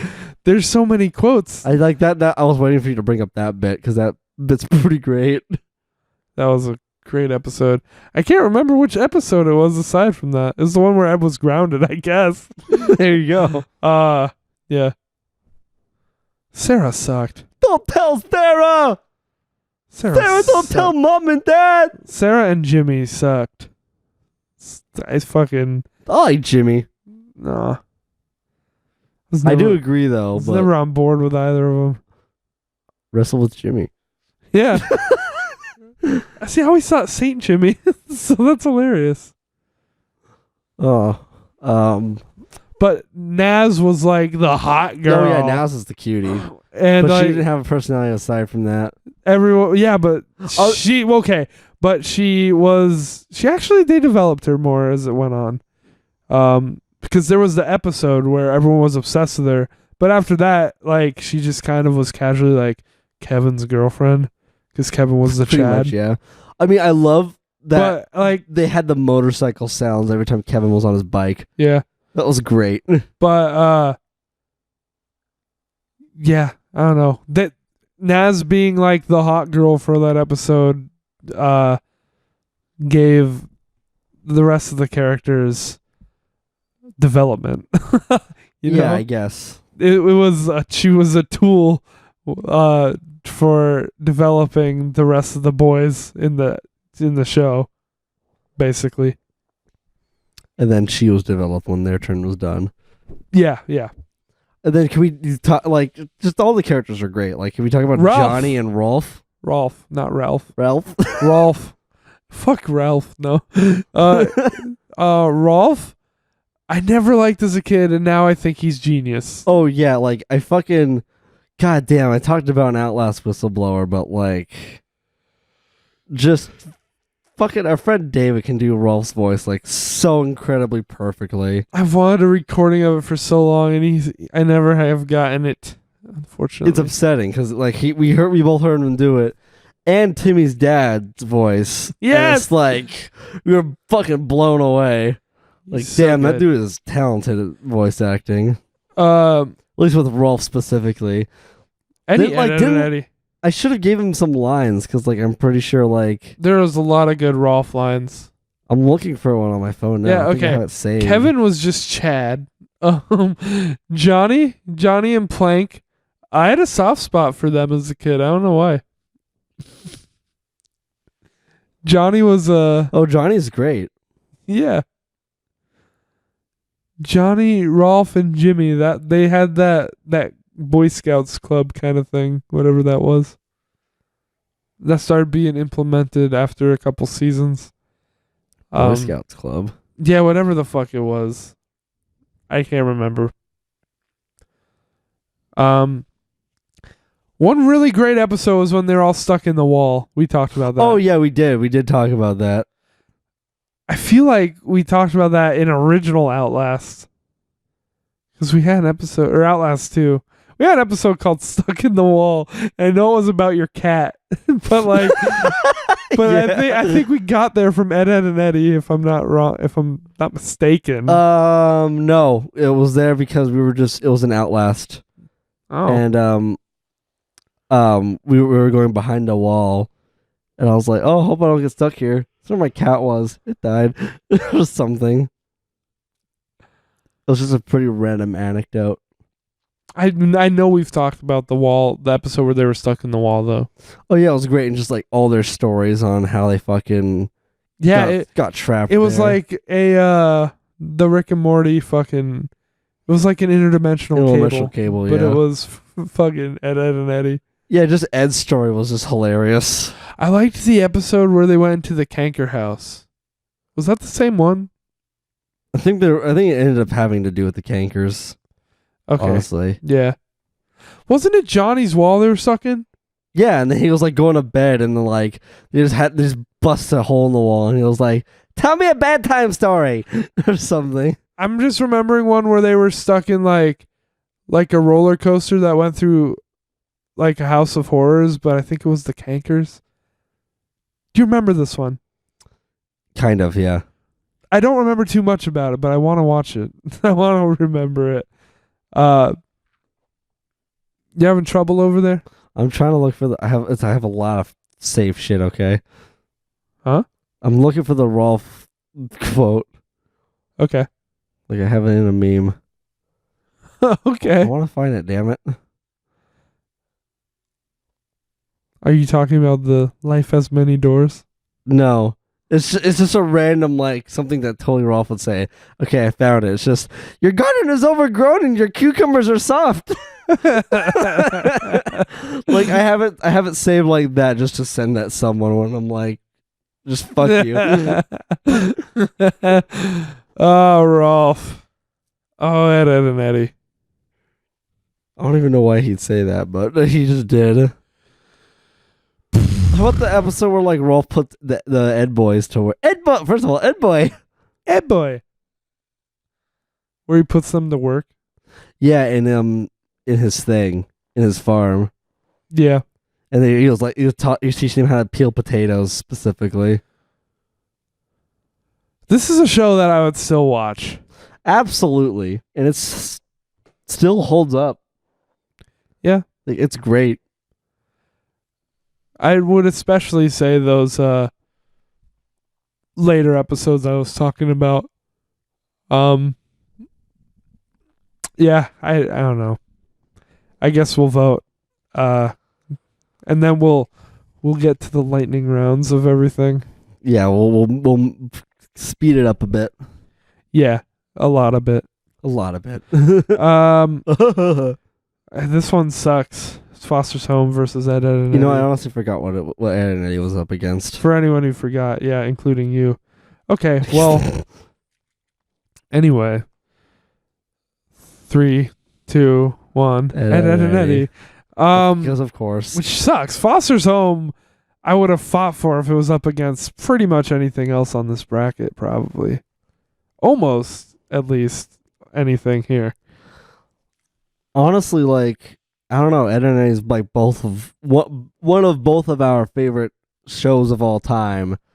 And I don't know if we gave it enough justice just by talking about it, because like it's fucking great. I feel like we didn't. I feel like we covered SpongeBob really well. I think just because I'm getting pretty tired too.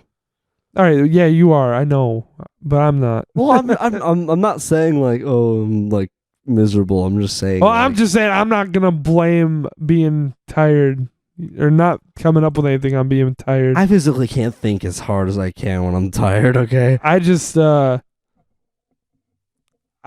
like I would have needed a refresher, you know, to be able to talk about in more depth everything that is so amazing about, you know, any of these shows really.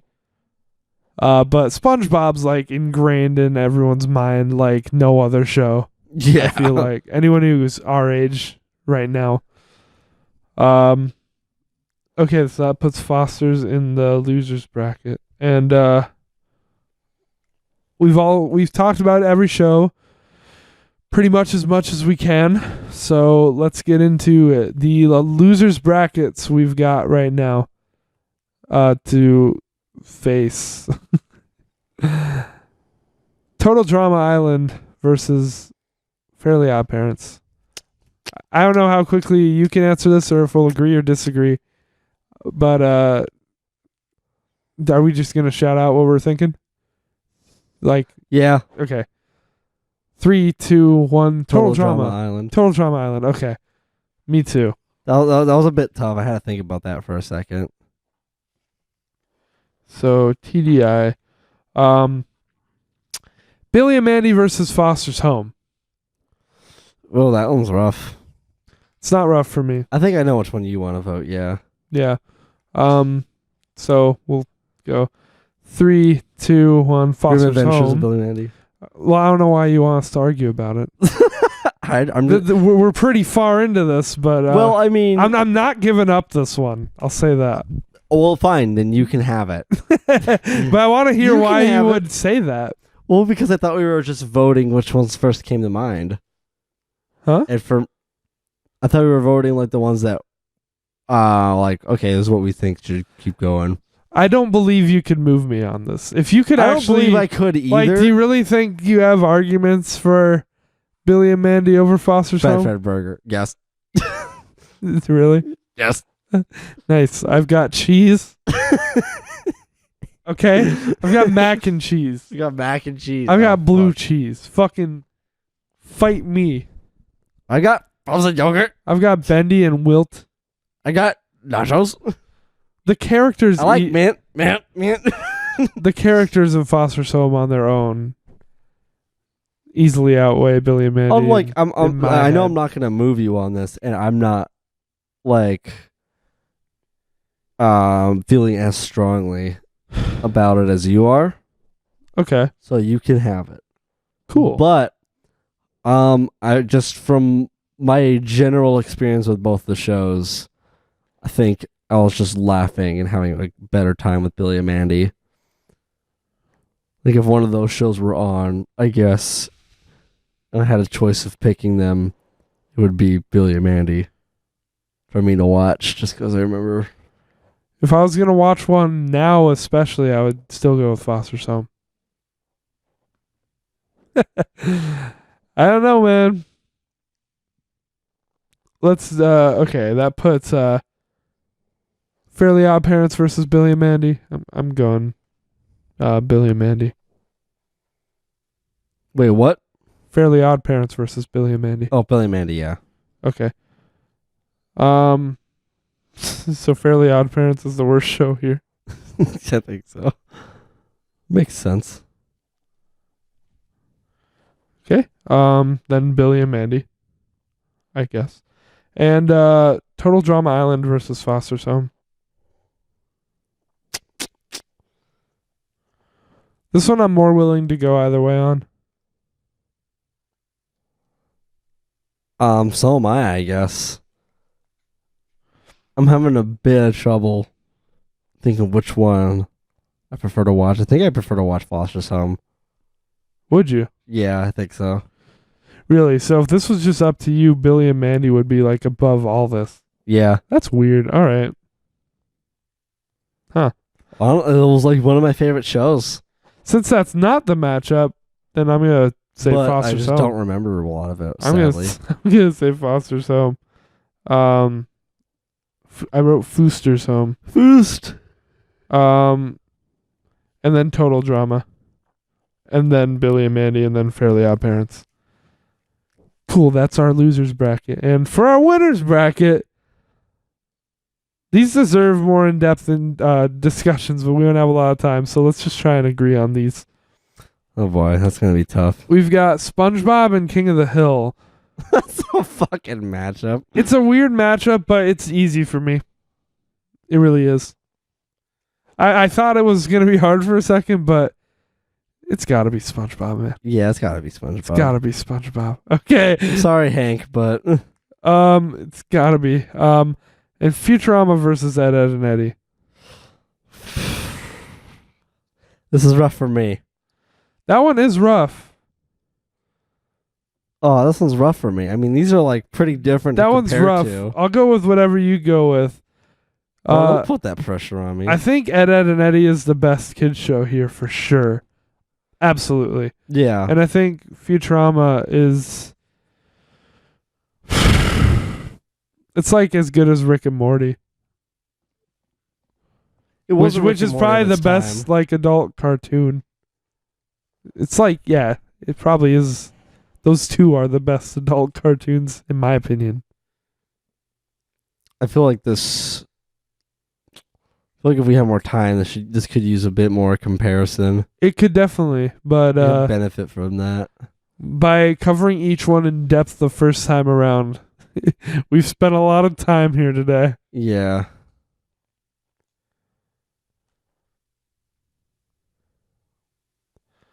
These are like these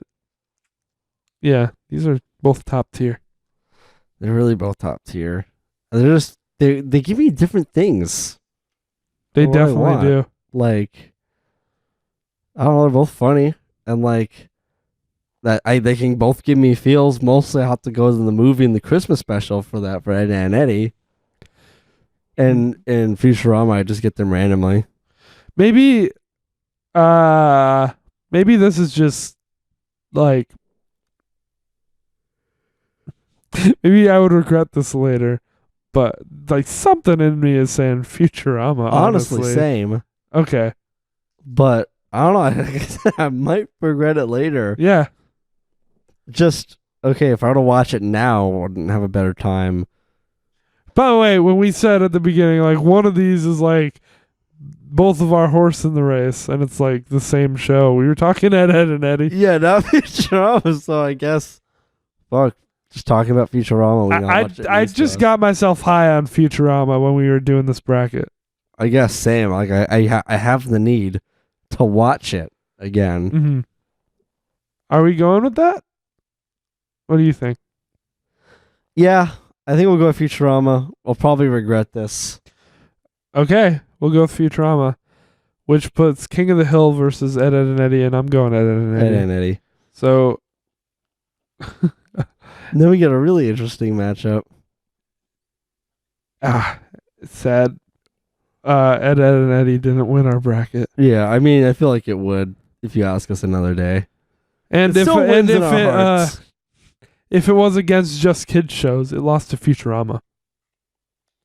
I think it's like almost the top dog of kids shows. I don't know what would have happened if it went against SpongeBob, but now Futurama's against SpongeBob.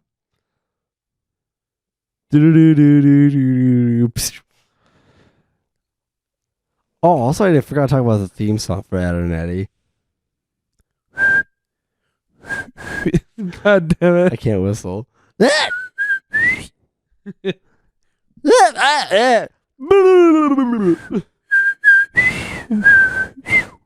If that sounds okay at all, it's because I've got this wind protector. But it sounded like I was mostly just blowing on the mic. Yeah, I can't whistle at all, but yeah. Anywho, that was killing time so we can think. Like, okay, like seasons 1 through the movie of SpongeBob versus Futurama is really, they're both excellent at what they're trying to do. Yeah, for sure. I mean, I can still get enjoyment out of SpongeBob as an adult, like, thoroughly. Like, for some Do you kid have shows, an obvious answer here? for some kid shows, like, I kind of have to suspend my disbelief a little bit, or like be like, sure, the voices are a bit obnoxious, but it's for kids, so like I'll enjoy it. For early SpongeBob, not at all, Yeah, SpongeBob's still solid. and I'll still find it hilarious. So you don't But the have, same goes with Futurama. and Futurama is for adults. So Yeah. do you have a horse here or not? No, I don't got any. I think I fell off my horse and I got lost. Okay. I think so. When Ed, Ed, and Eddie didn't win. I think I got drunk a little bit, and then like I just fell off the horse. I was like, oh fuck, okay, I guess this is it. This one's hard.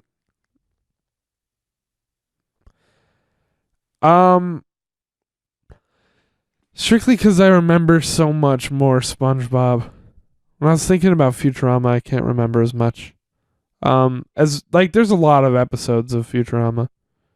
Even just in those first 4 seasons, there's like 22 episodes in each one. And while a lot of moments like really stuck out to me, like I said, like pretty much almost every episode from the beginning of SpongeBob until the movie was like a gem, and like I know it, and I know it by heart, and like I don't know. I guess SpongeBob's my vote. You know what? I think just solely from which one is more memorable, Yeah. and that I think I've ended up seeing Futurama more than I have SpongeBob, or it'd even just be a testament to how like solid SpongeBob is. So I think I'll have to vote that as well. Which it is a hard matchup. So we're putting SpongeBob at the top. Which I didn't really see coming. I can't say. No, honestly, we thought Ed and Eddie was probably just gonna win this whole thing. I mean, It'd be I don't know if really- this just straight up invalidates the list, but on most days I would rather watch Ed, Ed and Eddie than SpongeBob. Still, but like, Probably same, but like now that I talked about all these episodes, like yeah, when I think about SpongeBob, I'm sure I could read every, like just the names probably even of every episode of SpongeBob from season 1 to the movie, and I would know exactly the episode. Like I could tell you the entire plot, and it's because it's memorable. It's because I enjoyed it. It's stuck with me. And it's just ridiculous. It's nonsense. it's nonsense. Yeah. I don't know. I guess that's our bracket. So from worst to best, Fairly Odd Parents, Billy and Mandy, Total Drama Island, Foster's Home, King of the Hill, Ed, Ed and Eddie, Futurama, SpongeBob. That's our list. I guess that's the list. Wow. Honestly, Ed and Eddie probably could have won if we let it, but it just shows that we were just kind of thinking a little more critically about everything. Well, okay, maybe not critically, but No, but it we were shows thinking we weren't in just depth about the shows. we weren't just letting bias take everything, take our rationality. Because when we went into this, we were like, "Oh yeah, Ed and Eddie, And Eddie, best show." this is the trump card. This is our horse that we both, I guess, fell off of. Like when I was like saying, "Oh yeah, we could add Futurama," I wasn't thinking it was gonna get second place. I didn't think it was gonna be close to honestly, winning. I forgot like how great it is in that. Yeah, like, we just it's talked. my favorite show, I guess. I talked myself into it. We just talked ourselves into being like, "Oh shit, Futurama was awesome." Who knows? Maybe anyone who's listening would like actually want to watch some of the shows. Hopefully, again. yeah. At least I do. I might Alright. go rewatch Futurama after this. Well, it is late, everyone. It's very late, and I have work in the morning. Sadly, This is a long podcast too. Madness brackets where we really care about what we're talking about seem to be the longest episodes. yeah, like the fucking horror games one was actually 2 parts. Can you believe that? It was like 5 hours of horror games, and that was the same amount of games. So I guess we can be proud we wrapped this up faster. But then again, we totally went through and rediscussed every. Well, yeah, game. because we actually kind of compared them. Yeah, those were easier to compare. I mean, I'm sure we could have Well, compared. I mean, there's these. more like We wanted to contain it in one episode. I mean, yeah, that and as well as like there's more like objectiveness to compare in games, I guess. I think so. And these shows are kind of just like more or less our preference. Yeah, and also there were like, don't get me wrong, there were conversations to be had here that just weren't. Yeah. Like all these lightning rounds we just did at the end. We could have definitely gone through SpongeBob and King of the Hill, or Futurama versus Ed, and Eddie, or Futurama versus SpongeBob. That's a conversation for sure. But we just had to wrap it up. Mm-hmm. So, you heard our thought process. That's that. That's that then. Are we gonna blow out this candle? Guess we're gonna blow out the candle. Get some sleep. Do you want me to do it? Yeah, You seem to be pretty unlucky with it. Yeah, it spits me in the face every fucking time I do it. You go like, Well, every time I blow out my candle normally, it just fucking like fakes out one time You and just then gotta- it burns you out. just gotta. Because if you, then like it's like blowing into water. Of course, it's gonna splash in your face. Yeah, but again, like it's all up in my beard and like it's a fire hazard. Yeah, guys. Makes it smell Despite there's no reason we end every episode with the blowing out the candle. It's because we have a candle in front of We us. literally do have a candle in front of us. Yeah, It's not there's not a candle in front of you guys when you're watching the podcast. So it's just for us. yeah, pretty much. This is our like weird catchphrase, I guess. Yeah. That's if we had a t-shirt, that's what would be on it. Both blow out this candle. All No, right. I'd have a few stuff from the game shed on my t-shirt, but yeah, Let's do it. let's blow out this candle. All right.